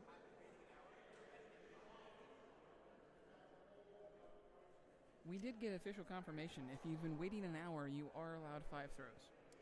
Okay, you learn something new every day. Yeah, I should know that as a judge, but whatever. Yeah. You know. Oh no, Michael's leading. Oh no, Dolan's out. Oh God. Shoot. Well, folks, be prepared for this to go really off the rails now. I think we have about 6 games left, and you're along for the ride. Yeah. I had asked Shane Shep on the plane, I said, "You doing much throwing now that you have a 5-month-old?" And his response was, "We probably would, but we're over an hour away from the closest venue." Yeah, that's nuts, isn't it? So not only is it tough because your distance geographic-wise, but having a 5-month-old is it takes a lot of effort. I've never been a mother kids myself. Kids are hard. But I've heard that they can be. It takes time, but Shane was just explaining he wouldn't trade it for anything. Oh, absolutely. It's just great. You can't get those years back, and he understands that very, very well. And it's good because sometimes people overlook time. Yes. And time goes by quick. And time goes by even faster when you have a kid, and time just flies when you have 2. Well, the older you get. My grandma told me when she was born. The years are long, but the days are short. The years are short, but the days are long. Hey, I did it. That's absolutely accurate. Huh. Very accurate. Super, super accurate. Alrighty, what we got here? Throw number 4, Red Pants leads by 1. No 4s have been thrown. Almost all 6s. That's pretty Rob, impressive. What are you doing, man? Oh, Lordy. You can't be making declarations like that about performance. It was just an observation. I thought I was making a declaration, but an observation. Now now we're going to have straight 4s. Buttons. See what you did. So we have a 6, 6, 6, and a 4. Man, I got to play like fantasy football or something and just say like these guys are going to do good and then not pick those guys. Can you do me a favor tomorrow? Yeah. Don't talk about you. I'm in the first bracket. If you could just not talk about me in any way. Just don't mention anything about your match. Done. You talk about my crazy heavy hatchet. That's cool. Just not about my scores. So 3-point spread going in the throw number 5 here. It looks like only 1 kill shot's been called. There's no way. No way. No, come on.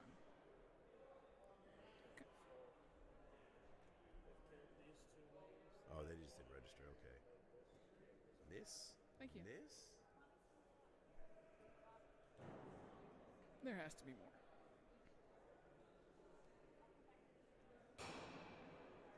Okay, Scott just didn't. Yeah, it just wasn't put in the score pad. So the Red Pants took that. Yep. 61. We've got going into game 3.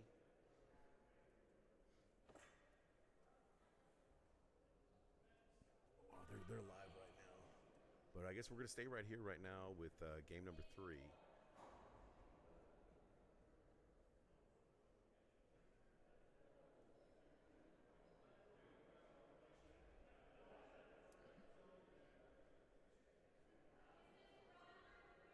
Alrighty, here we go.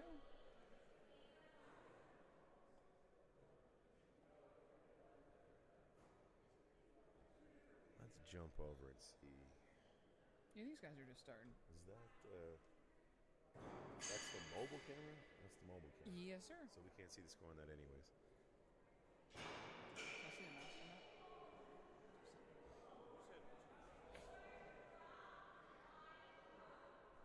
2 drops on that lane. We heard it. We couldn't see it, but we heard it.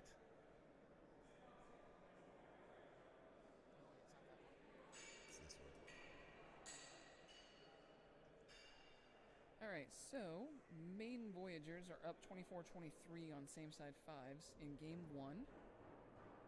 And then, looks like Red Pants is tied. Oh, nope, just had her second throw. Oh, a drop. 17-21. That's a... Early drop, not too bad. No. But it is late in the tournament. It's- Oh, my goodness, another drop. Red Pants Army, 2 drops. That's bad. That's going to be hard to come back from. Yeah, you don't want to be too negative, but ball game. Unless, I mean, I would love to be wrong and love to see some crazy comeback. They're not mathematically eliminated right now. There are crazy things that could happen. Absolutely. So a 10-point spread going into throw number 4 right now in favor of Bulls on Parade. Love, piano. So as far as the overall tournament goes, we are B semifinals, I believe, or very close to it in this bracket. The other bracket is in a similar position, so we'll be done in the next hour probably. Yes, this is round number 3 of Red Pants Army and Bulls on Parade. And I don't want to leave from the scoring right now because to look at the bracket, because then we wouldn't be able to see the score in the last throw here. I will say 10 points. You'll probably see it again on this throw, but on that last throw for sure, Bulls on Parade, very careful to do that 6-4. You know, Yes. You go for a 4, I'm going for a bull thing. Yes. Yeah. And yep, there it is again. Yeah, when I threw with Dr. Dan, it was a simple thing of like someone would call safe, and that was, okay, we're going 6-4. So I was talking with Sycon earlier about this throw, the 6-4. Yeah, the 4 down there. When you throw at a 4 over there, Yeah. you're on the edge of the board, and sometimes that edge of the board can be hard. Yeah. Or it could be a weird break in the board, so it seems a little bit more risky to throw that outside 4 like they just did rather than just go bull 5. Oh, yeah, or bull nearly 5 or 4. When I'm aiming for those, I will go, and like with my current partner, I throw on the left, so it's not as big a deal. But I would, if I was on the right, aim at the edge of the 5 ring. Yeah. More so at like 4 o'clock. All right, so Bulls on Parade ends up winning. They advance to play Vinit to win it.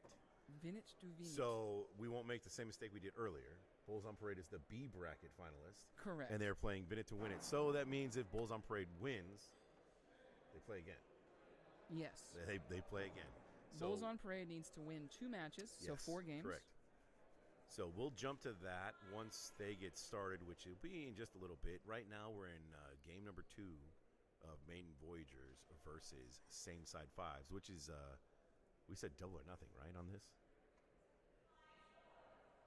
My Texas team. One of my Texas teams. Yes, our bet, yes. So right now I've got, we don't know who won. We don't. You're falling apart, buddy. My beard ornaments have been falling out every once in a while, and this one was wrapped around the headset cord. I love that. Somehow. But I don't even know where this goes. I'll just put it right here.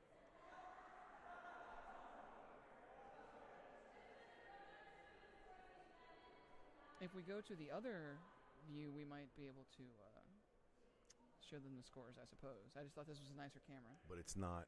They're It's lane they're 3. not on a Good camera call. with a. Good call. Why? I don't know. Correct. Yes. I can jump real quick to double check. We say that with all the certainty in the world. Yeah. Maybe. No. Yes. Yes. Winner of this plays Loose But Fancy in the B bracket finals. Then the winner of that will go up and play into the championship of this bracket against Ditching for the win. Vin. The Vin. Teaching for the Vin. So we are going back here. The score is currently 22-19 going into throw number 3 happening right now. Third place Nick, Homeless Nick, looked a little disappointed in that throw. Oh, it looks like he had a And 4. It does. He threw up high into the right for a 4. And Noise, did you notice me? on Said I the made noise. Did you right notice side, we got a 6-4, 6-4, so no harm done in that throw. 10-point spread right now Once again, same situation we saw in the last match that we were just showing on camera. 10 points going to throw number 4 and 5. Yeah, I mean, you play it safe, but not that safe. No. Here we see it. You know, we see the throw 4 kill shot call.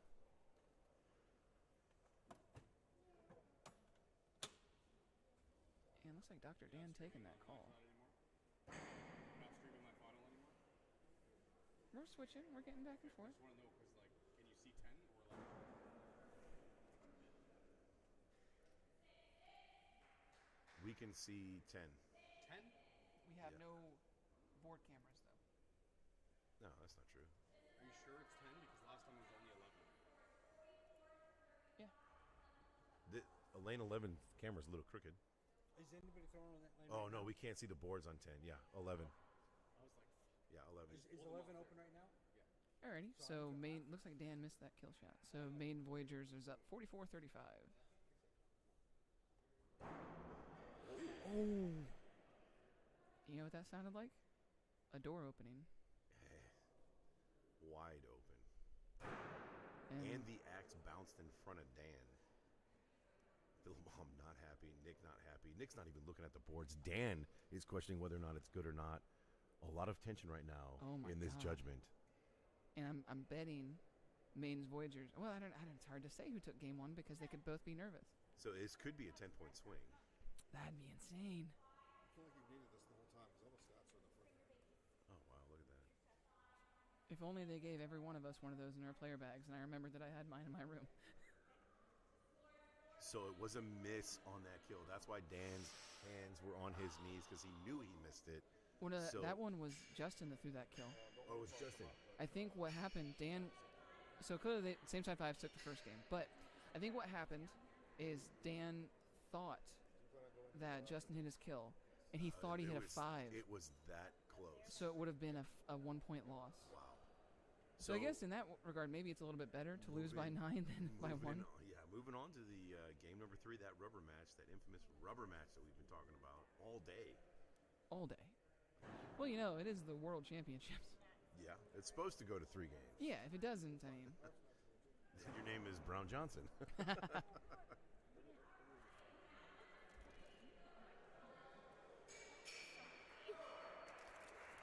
Alrighty, what are we doing? What are we doing? Giving hugs, showing some love for the Axe community. Game 3? Game number 3, this is it. This one is for all the marbles. This, what did we say, Jessica? This is to see who plays... Loose but Fancy. Loose but Fancy, that's right. We have Yes. one more to go. And also to In this side. to see if Dolan will get 2 beers Yes. or 1 beer. Tell Mr. Rob you'll see him tomorrow. You're going to be on the live stream tomorrow. See you tomorrow. Bye. Have a good night, Ellie. Aw, Such a cutie. adorable. Your little sweatshirt hoodie too. Just gonna put them over here so people quit stealing them. Thank you, Mr. Shimkoviak. Stash for tomorrow. I appreciate you saying that out loud. Yes, that's mine. Thank you. Thank you, Mr. Shimkoviak. Save it for tomorrow. Wait, is Maiden Voyagers not? Oh, there we go. Okay, all the scores were on the wrong side for a second. Yeah. So 6-5, 6-5, tied after the first throw in round game number 3. 11-11 going into throw number 2. I cleaned up after myself also. They're floating around. I heard the clank. But nothing hit the ground. No. Clank as in like cheeks. Hopefully. 6-6. 6-6 immediately called. Oh yeah. Look at that. 5-5. There's so much bullseye left there. You and I could go out there and throw 2 more. So now we are going into throw number 3. It is a 2-point spread in favor of same side 5s, which I feel like is a tongue twister. You try and say that real fast. Same side 5s? Or the pressure to same side? In my face. To be fair, they do throw out of my venue. Not my venue. The venue I throw at. Okay. Philibom and Homeless Nick, once again, clinking their axes once they hit the boards, which resulted in a double 5 on the last throw when we heard that. You know, I don't know how well you can hear it. I have one of my ear cups off. I can hear Dan counting from here. No, all right, I'm joining you. A 6-4. So they hit axes as it was about to hit the target, and one of them pushed it out into the 4, which is another loss of a point, putting the 3-point spread going to throw number 4. To be fair, A double bull from Team Texas over here is going to be huge, which why did I say Rob, that? my guy.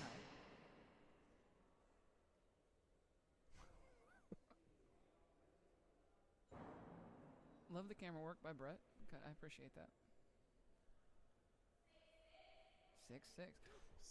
Remember what you said about your Texas guys? Yeah, I did. You see what my Ohio guys just did? Yeah, they double sixed me. Yeah, that's what I thought. So now we extend that lead to 4 points going into the final throw of Game 3. 4 points is that situation where you kind of got to think about it. Yes, I mean it's a no-brainer for Nicholas Rich Well, them, yeah. and Philibom. I don't really know what they're discussing right now. I bet I wouldn't be surprised if we see a 1 up, 1 down From Dan? from Dan. Yep, 1 up, 1 down. Well, because you're only up by 4. That makes sense. Yeah, so it looks like Justin is taking the kill shot. At least he's the one that called it.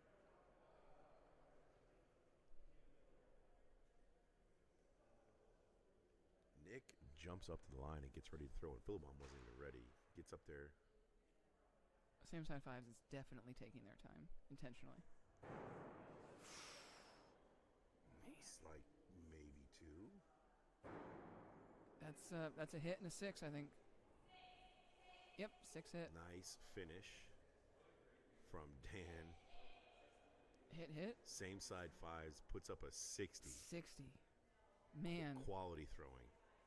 Man. And a hit from it. So those were must-hit throws from both teams.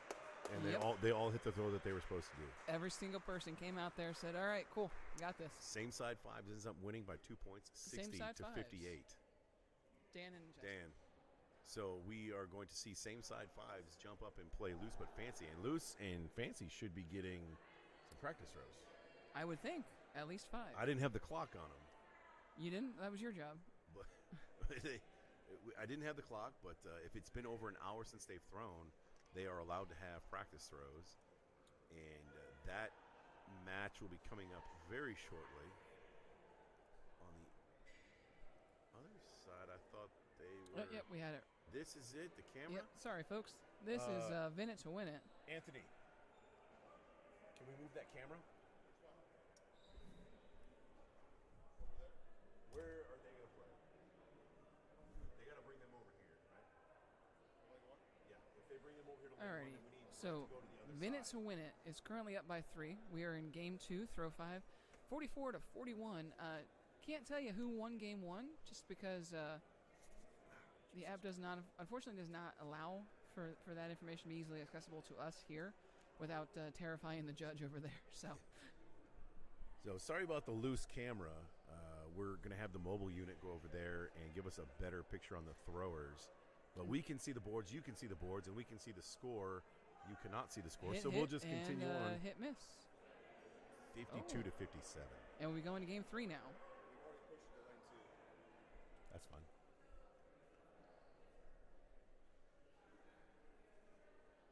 So another Game 3, Vin It to Win It, Bulls on Parade, getting started.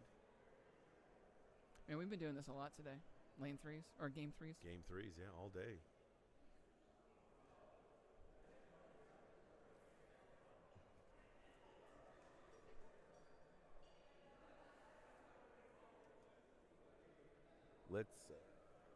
We have the other match going to be coming up here pretty soon right in front of us. We'll jump to that as soon as it happens. In the meantime, we're sending the mobile unit over. Let's get a better picture. Oh, good grouping. Yes, strong start.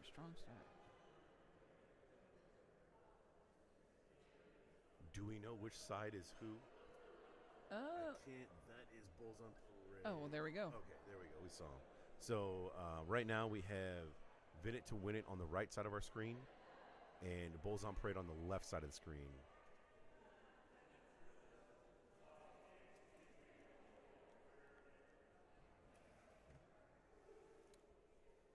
That might be a pair of 5s.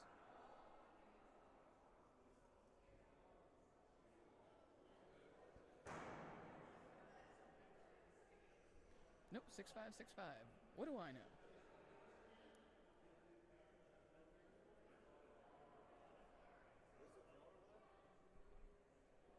Yeah, it's game 3.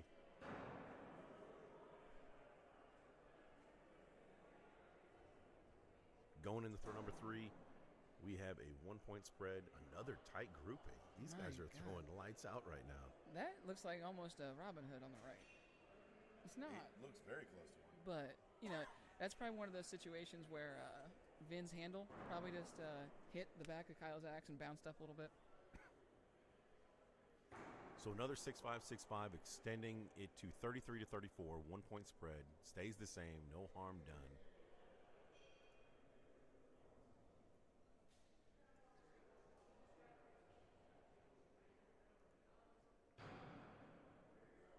We're just getting going on same side 5s and loose but fancy. So we'll be back there in a minute here. And we got 6'5" and 6'5". 1-point game. I'm not saying anything about their scores. No, 1-point game once again. We've seen this before. Keeping it totally ambivalent as to avoid any curses, jinxes, or otherwise any of the magical maladies. This is game number 3 of this match. So this is it. These throws are the most important throws they've thrown today. Correct me if I'm wrong. Then it to win it was the A bracket. A bracket. So Bulls on Parade would need 2. Yes. Fantastic.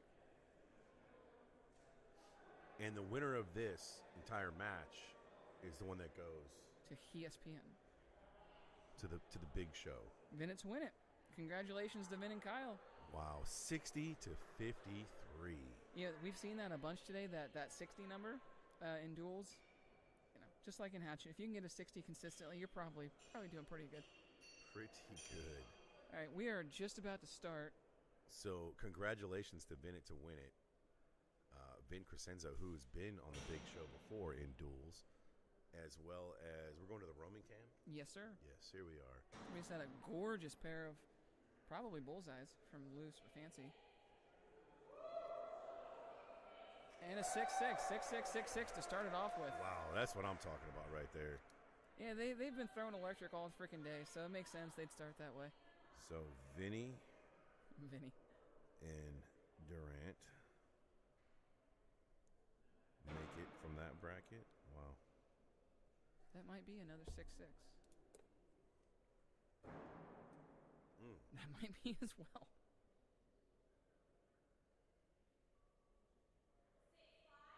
6'5".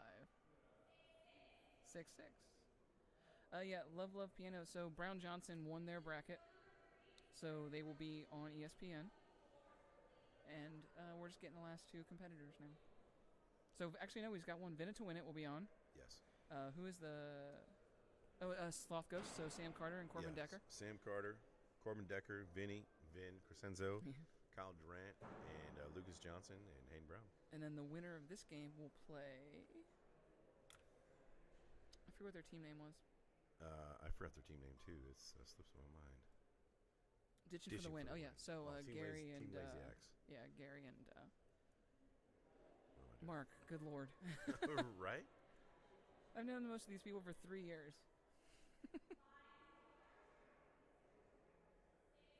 Ooh, 5-4. 6'6". That's a 4-point. Loose but fancy, trying to make a statement here. The 4 in a match like this is a slight hiccup. Oh, yeah. By slight, I mean it's a pretty big hiccup. Well, we saw that in the last game we watched. That they lost 60 to 58 because they had a 4. Yeah. So a kill shot's been called by same side 5s. Looks like Probably Dr. Dan. Dr. Dan going for the kill shot. It looks like how he's lined up. And he misses by the equivalent of a mile in axe throwing. An unfortunate throw from Dan. But you know what? Hey, if I were him, I might have my teammate and myself go for kills, even though only one of them counts. The game's out of hand. Get the practice you need with this last throw. I know it's not much, one throw, but... I'm not going to say what they're going for right now. But they're going to go for it, I think. No, I'm not going to say I'm definitely not going to say it. It's one of those things that... I really want to see it. Absolutely. So... What's that? I mean, it's definitely not what they should do. But counterpoint, it's game 1. Yeah. It's game 1, and it's cool. Yeah, they played it safe. I mean, okay. No, they stayed pure up to throw 5 there. They had 6s all the way through up to throw 5. And what we were evading to talk about was a perfect game, which doesn't happen very often in duels. No. Very rare in duels. I don't know if there's double digits. And they finished with a 58, staying safe and staying down, throwing a 6-4 on that last throw. Here's the real question. When are we getting duels perfect game coins? We have Right? Big Axe, we have Hatchet. When's the duels ones coming? You can even do it like a two-part thing. I thought someone threw one. No, they've been thrown because Chilson and Guthrie have them on the. Yeah, well, they had the only 128. Yeah, they had the 128. Yeah. Wow. You can have like a two-part coin, like by our powers combined, we are perfect in duels. Like the old best friend heart. Exactly. Put them together. Exactly. I like it. It's a great idea. Yeah, So- one of the ideas I had Joey for the the Hat is listening. duels trophy for U.S. Open was an amulet that came into 2 parts, just like that. Okay. You know, so that'd be. So Tap of the Axe, throw number 1 underway. Yeah, 5-5 maybe. Is this A final? I mean, is No. this final? This is B final. Oh, Jesus Christ. It's not even final. Is there a 2 more match? So, well, we'll give you an update. This is the B final. The winner of this goes on to play Team Lazy Axe, which is called Ditch something. Ditching for the win. Ditching for the win. Gary Dater and Mark Marisol. They kind of done something. They've done some things. Mark has done something incredible. Has an adorable new baby. Toka. That's a. I actually have a friend named Toka. Yeah. You'll love to see it. I can't wait to be a fun aunt someday. 4 months. Oh, aunts and uncles. That's the best. Oh yeah. That's the best. You don't want to be a parent. Be an aunt or an uncle. My sister got married at the start of this year, so I'm like, all right, let's do this. Yeah.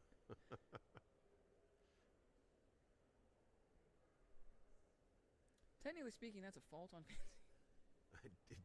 Technically. And I know what you guys are thinking, but the scores have been called. But here's the thing.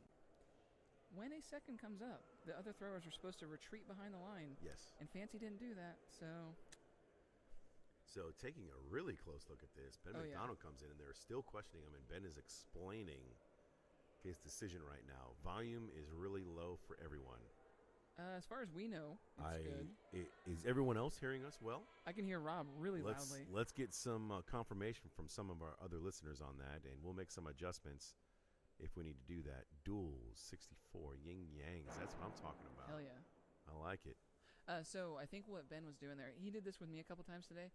He made sure to explain why he didn't or did overturn the call, which I like. You know, it's a good teaching. I like that decision. Yeah. 6-4. 6-4. 5-6. Same size fives. Up by 2.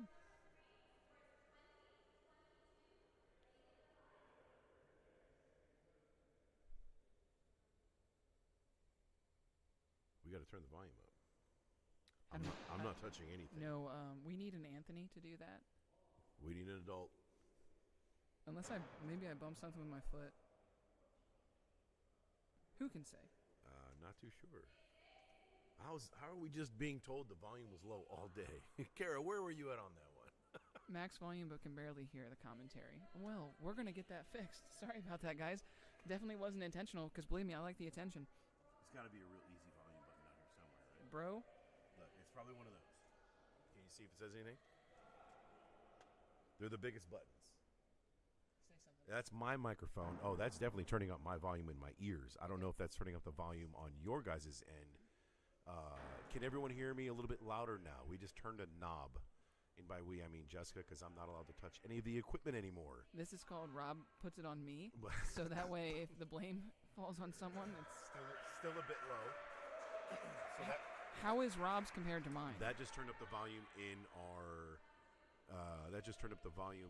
ears. I don't think that turned up the volume on their end. So that's definitely beyond my pay grade, which is nothing.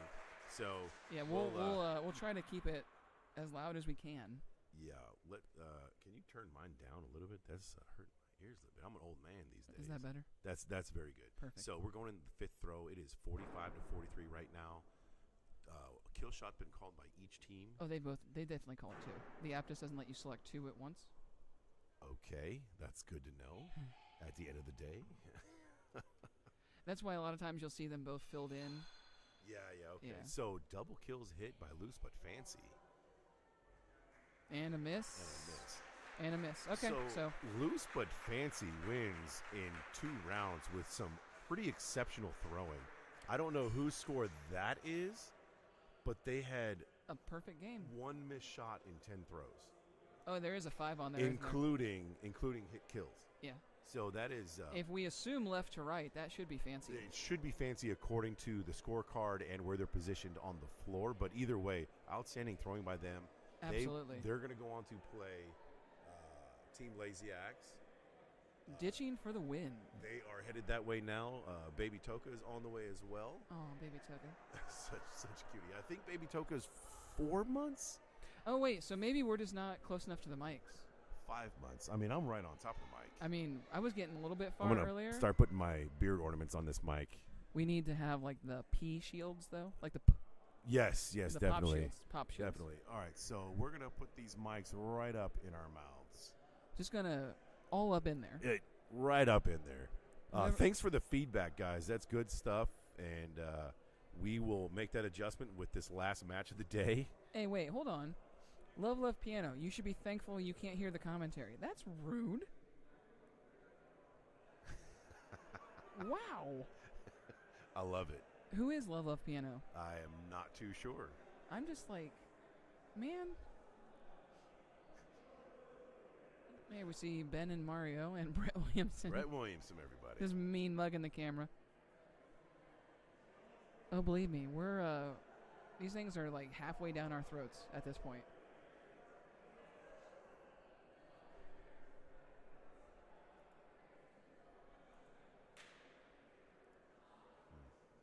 Were you trying to like delete their comment or something? No, I definitely don't want to delete it. I love that kind of feedback. That's great. Rob's out here trying to like go full on authoritarian. I just moderator. wish when someone makes a comment like that, they'd explain themselves instead of just throwing it out there. As Austin Bach would say it, throw knives, not shade. I'm sorry. I'm learning how to use this microphone. All right, so the last match of the night, after we went all the way through knives earlier today and all the way through 4 brackets of duels as well, is coming down to this one, which is about to start. We got Mario Zelaya over there right now. Taking a look. We're pounding on the boards, which indicates they should probably change them. Honestly, why are they throwing 2 axes? Well, James, so this is axe throwing. We're in the duels event. This is the finals of one of our brackets for the World Championships. So they're throwing 2 axes because it's duels. They're trying to hit the same target. So they're both going for that red dot in the middle there. Pretty wild. It will get exciting in just a moment here, I promise. This is a good shot of the venue. We'd been talking about it earlier and what it looks like, and we've never had that mobile camera for this earlier. So we had talked about the spacing of the targets.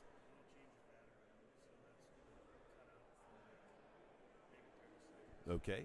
We talked about how high the ceilings are and what it looks like, and that was a good indication. Although it's very empty now because everyone has gone home and moved on to whatever they're doing now. A lot of restaurants here on this main avenue. Thank you, Brian, for that comment. That's very nice. There's probably like 7 or 8 bars within 2 or 3 blocks. Oh, absolutely. And I mean, in the hotel footprint alone, there's like 3, 4 restaurants. Yes, it's quite a accommodating small city for us, with the venue and everyone being under the same roof, and just all the restaurants and accommodations. It's really, really great, as you were touching on earlier, having everyone in the same building. Absolutely. And being able to walk to the hotel in your room without ever having to go outside in that 20-degree weather. Oh, I have not gone outside since yesterday at like noon. Nice. Because there's no reason to. No reason. Because it is Wisconsin in December. Nadir, has my volume been okay? Has it just been Rob's? That's the issue? So right now that camera is frozen because we are changing the battery on our mobile unit. So Brett Williamson right now is swapping batteries, getting better power in there, and we will be back for the stream of Lazy Axe. Here we go. Yep, the battery. That was a pretty quick battery switch. He said what, like 30 He seconds? said 30 seconds, and the under was definitely good there. Oh yeah. So There's one more match with you guys. Where's their opponent? wait, are we on same side 5 still? No. We're waiting. We're waiting for Tony. Oh, I thought they just said. Okay, never mind. Mic up Lucas for this last game. Mic up Lucas for this last game. Do it. Yeah, hell We're gonna try to get a little treat here. We're gonna try to bring Lucas Johnson in as our man in the streets. Celebrity commentator coming in, possibly if we can get the wireless mic going. And congratulations, Team Brown Johnson, for making the stream, the broadcast again. Hello, Lucas. Man, you guys are like the luckiest team ever. Like 3 times on ESPN. You can't see it, but Lucas actually just looked at Rob in the face and said, "Yeah, we only make it because of luck." I didn't think he'd admit it like that. So we finally got our opponents here. We're getting ready to throw. This is the last game of the evening. This is going to determine who makes it to the broadcast on Sunday. This is the championship of this bracket. We can. We absolutely can hear you, Lucas. We heard a little bit. Yeah. I can hear you. All right, I'm getting in there. Right now we got Lazy Axe in the blue and orange, Can Lucas hear us? and we got Tony, You can always hear Lucas because of the monitor. Sure. I just wanted to know if he could. and we got Tony and Fancy Lad in the dark colored jerseys. The world can now hear Lucas because he's muted. Mic'd up. I just wanted to make sure Lucas couldn't hear what I'm about to say about him. No, only if he watches it later. Cool. Lucas, so James, Lucas Johnson, he is All right, one of, if not the, kind of like best thrower in the sport right now. Definitely top 5. He's just going to commentate? We're not really sure what he's going to do. So just as a recap and a reminder, Loose But Fancy is coming out of the B bracket, and they have to beat Team Lazy Axe here in the blue twice in order to win, because Team Lazy Axe in the blue is the A bracket winner, which means they have no loss yet, and this is a double elimination tournament. Oh, it wasn't. So Or was it working? if Our mics are quiet. Oh, okay. if Lazy Axe wins, then they're the champion. They advance. If Loose But Fancy wins, they have to play them again and beat them in the second set. We're not. So right now, Even if the electricity goes out, we're still streaming. Well, probably not, but That must have been because a the little. internet, well, like, because that stuff will go down, so we won't be streaming. he can't hear us. It's not going to work. Straight to the internet. I mean, listen. I'm getting in there on this throw, like while they're throwing. It's just going to be that. But the world... Oh, we're getting a closer look at that one. But he will. Okay. Yeah, he can't hear you. We're going to try to not talk over Lucas too much. So Lucas Johnson right now, he made the broadcast. He is on the mobile camera right now, and he also is mic'd up. But Lucas cannot hear us, but we can hear him. So we're going to try and not talk over him like I'm doing right now and let Lucas talk. In the comments, let us know if you can hear Lucas loud and clear or if we need to turn his volume up. He's the third. I know how to do that now. We can't hear Lucas. Can you hear him at all or not at all? Can't hear Lucas. So Okay. Well, one of the things we're going to run into is if we do turn him up too loud, we'll get some ambient Yeah, noise. that's all but- that matters. so right now it's I'm gonna count down for this 43 team, to and you're gonna see 39 a bunch of hit kills. You in ready? favor of Loose But Fancy. Going into throw number 5. I could hear him. Yeah.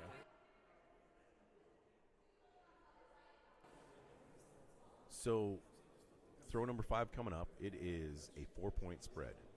Loose But Fancy is up. They're making their decision. This is round Both up number on the 1. right. One up, one down on the left here. There's our man in the field. They can hear the axes being thrown. That's it. So no Lucas Johnson on volume. So We should probably just. let's just turn him off. Let's just kill him. Let's mute him. Unless they when they figure it out, we'll bring him back in. Absolutely. Lucas is a great commentator. He has a lot of experience in axe throwing, and he's a very seasoned axe throwing. So yeah, James, we have a remote mic on him. We just can't hear him very well, unfortunately, with all the axe stuff going on, and it's a bit of a echo in the room too. So He's not mute. We can hear him in our headphones. We are the last people to try and talk. So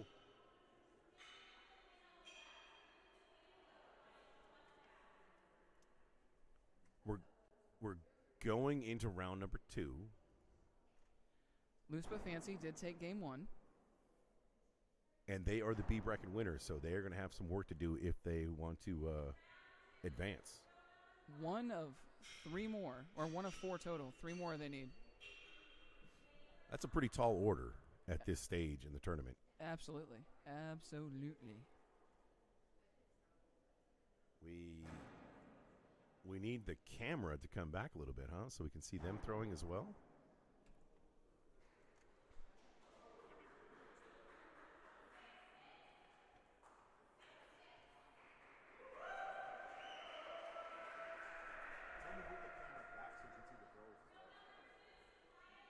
Thank you for that. We got some. I don't know if you saw it, Rob. We had some symboling or some signals going on. Someone gave us some hand signals. No, I did not see that. Yeah.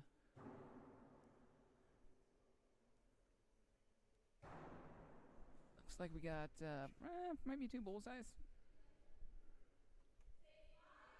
There we go. So nothing's changed after 2 throws. 6-6, 6-6 on the first throw, 6-5, 6-5 on the second throw. We're going into throw number 3, tied at 23-23. This is game number 2. That first game went to Loose But Fancy. I feel like I'm talking super loud right now, like they can hear me. No, there's no way they can hear you. The exhibition hall has emptied quite a bit, as you can see in the camera. Lots of targets here. We have 48 total targets combined in both rooms. And right now we only have 1 operational because that's all we have left in the day. This is it, yeah. Thankfully for the day, this is it. Fancy goes up to take a closer look. A little banter going on between him and the judge. He pulls the axe.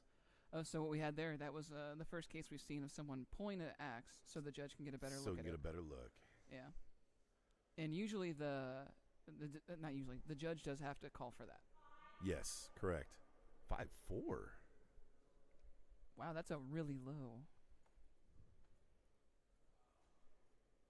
So currently the score is now 32-35.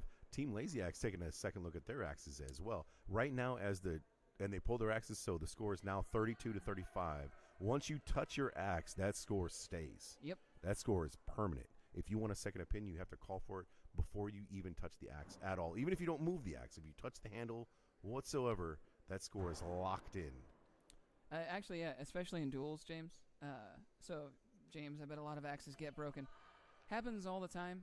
Not so much at this level with duels, but earlier in the tournament, you were hearing clangs and drops all the time.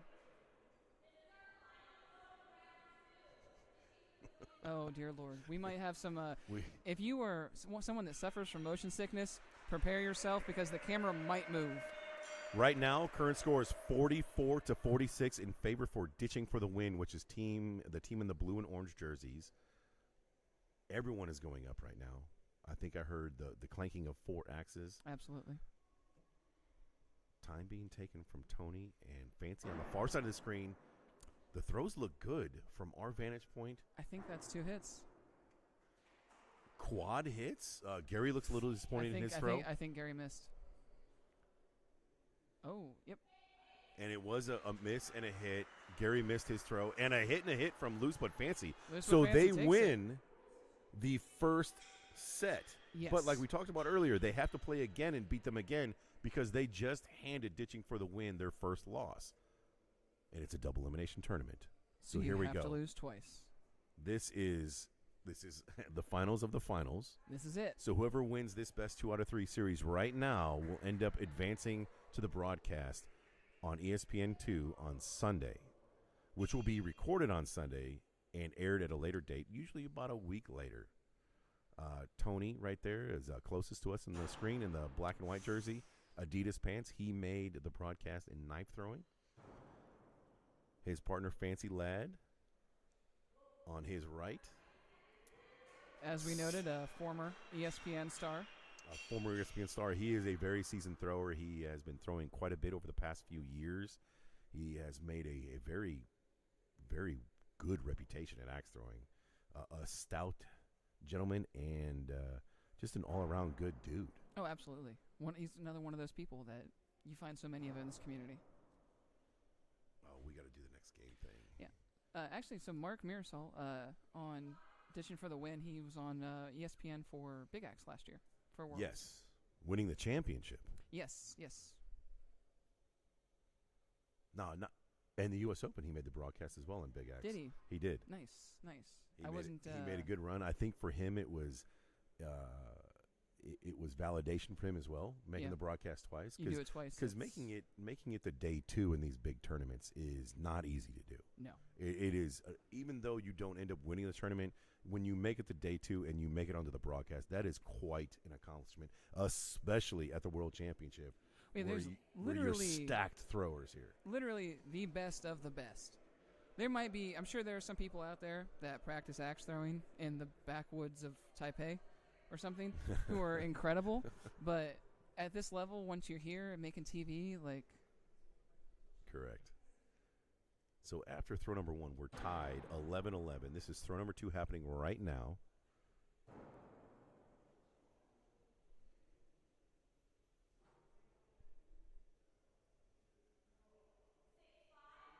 (6-5) and a high throw. That might have bearded down into a 5.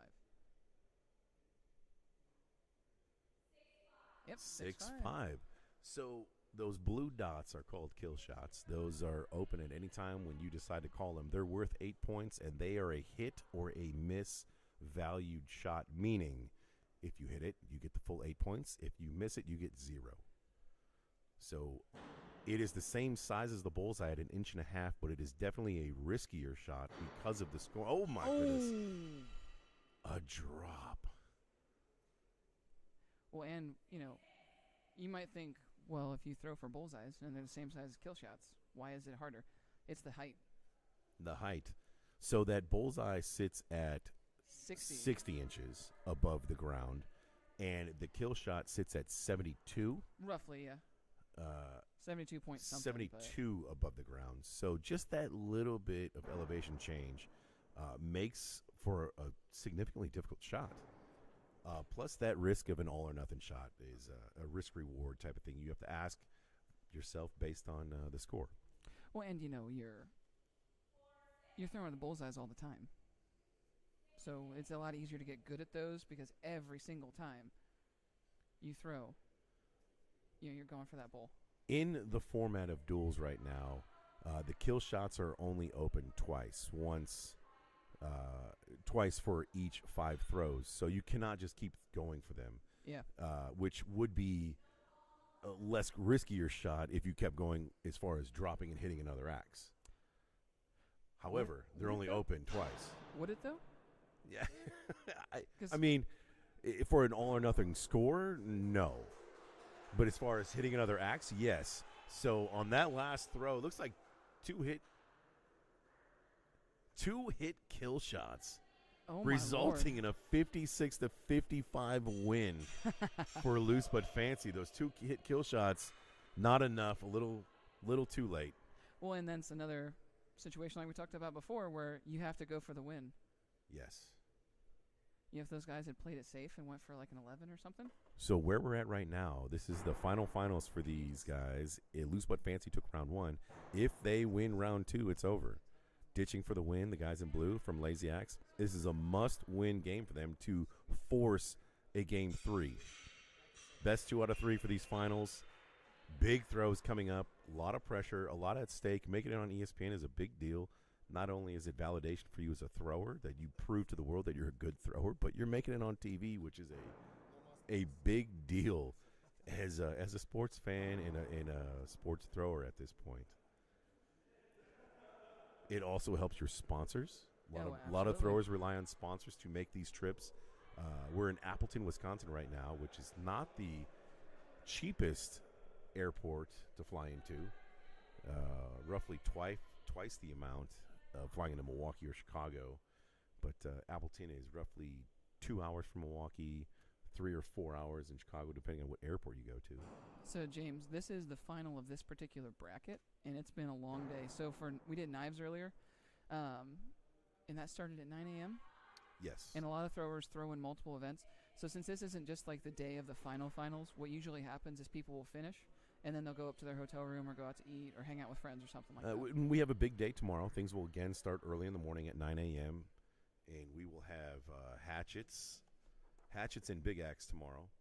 So it's going to be another long day for all these throwers, and you would think that just standing up throwing axes is not that physically demanding. But you're on concrete. But you're on concrete. You're standing up for 10 hours or so. There's not a lot of seats here. If you were to walk out in the lobby, you would see a plethora of bag chairs that people brought. Those are advanced tips for people going to tournaments. There was roughly 500 people in the venue today. You see all the targets. Every single one of these targets had matches going on all day up until today, which is the end of the day. You know, maybe next year, idea for WATL, in the gift bag, put a fold-up chair. Yeah, a little camping folding chair. I don't know how much those run, but get the world's logo embroidered on the seat, and you're good to go. So going in the throw number 4, it's 32-31 in favor of Loose But Fancy. So big throws coming up for ditching for the win, team in blue. Another close look. A lot of these throws have been looked at twice, 2-3 times. And you, as a judge, you got to get them right. Oh, yeah. And as a judge, it's a little pride thing for people not to call a second opinion, because that means you got it right the first time. One of my favorite feelings in the sport is when I get a second called on me and I'm right. Yeah. I don't mean that with any maliciousness. Sure, it's just like an umpire, calling balls and strikes, which social media has painted umpires in baseball pretty poorly lately. Yeah, we don't want that reputation. Yeah. No, we don't. For the most part, the judges have done a great job. They're all volunteers. Yes. None of these judges are getting paid. She is doing great, Kara. James, what part of the country do you live in? I'm assuming you live in the United States. I guess that could be a... That's bold of you, sir. That's a bad assumption. But tell us what region of the world you live in. And with a lot of practice, yes, you can pick up this sport and throw pretty well. And in the course of a few seasons, and by a season I mean not a calendar year, but a season for axe throwing in the world axe throwing 8 weeks is 8 weeks long, with 2 weeks in between seasons. So there's 5 seasons in one calendar year. Tell us where you're located, and we can point you in the right direction for a venue. There's probably someone here. Loose but fancy.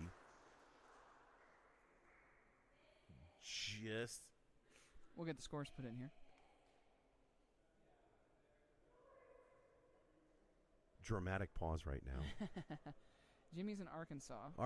So Arkansas is where the Moss family throws. Yeah, the Moss boys are there. That's where the regionals were, I think, last year. I cannot remember the name of the venue. Yeah, Loose But Fancy takes it. Loose But Fancy advances to the big show on Sunday, ESPN2, in the duels portion.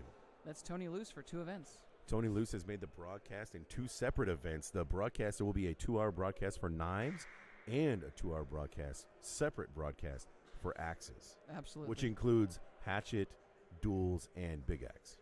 And if you guys come back here tomorrow, you'll get to see some of that hatchet and big axe action. Starting at 9 a.m.? Yes. 9 a.m. I should know that because I'm competing early, but... The first discipline for tomorrow will be hatchet, starting at 9 a.m. Bracket 1 and 2 will be going first, and bracket 3 and 4 are scheduled for 12 p.m. After that, we will have big axe, which is a very fun event to watch. The axes are slightly bigger, heavier. You throw from further distance. Bracket 1 will be starting at 4 p.m. along with bracket 2, and bracket 3 and 4 will be starting at 6. And that will be tomorrow. Be a long day. It's going to be another long day. There's going to be a lot of throwing going on. We are going to be broadcasting on the WATL YouTube channel, which we're on right now. We see in the camera right now David Sycon and Ian Malpass busting it down Lucas a little bit Johnson for us. in yellow shorts. A lot of great throwers right there. Thank you guys for coming in and commenting. Thank you, James, for all the feedback. Kara's been here a while. Thank you for the compliment. We'll hope you guys tune in tomorrow, and we'll give you guys some good commentary tomorrow. Absolutely. Hey, like I said, as soon as I'm done, I'll be back. I need something to do all day. I enjoyed this, guys. It's been great, and can't wait to talk to you guys tomorrow. Thanks, everybody.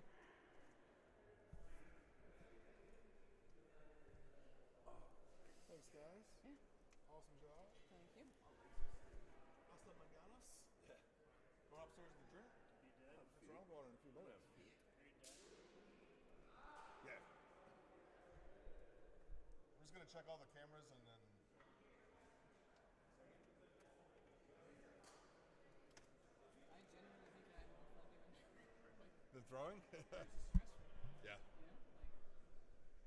Yeah, you're more than welcome to come on over here at any time. Absolutely. Like I said, I would have done it earlier today, but I think we were doing knives, and I wasn't going to anybody to watch. Yeah, there was nobody pronounced. It was just me and Ellie. I'm in the first bracket, so we'll see how that goes. Yeah.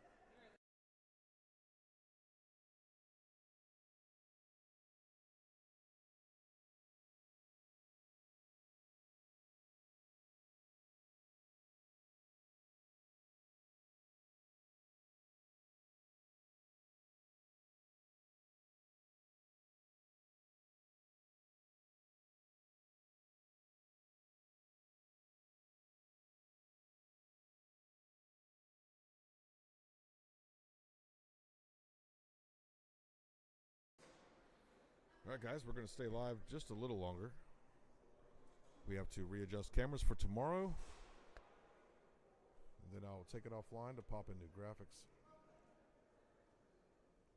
Update scoreboard.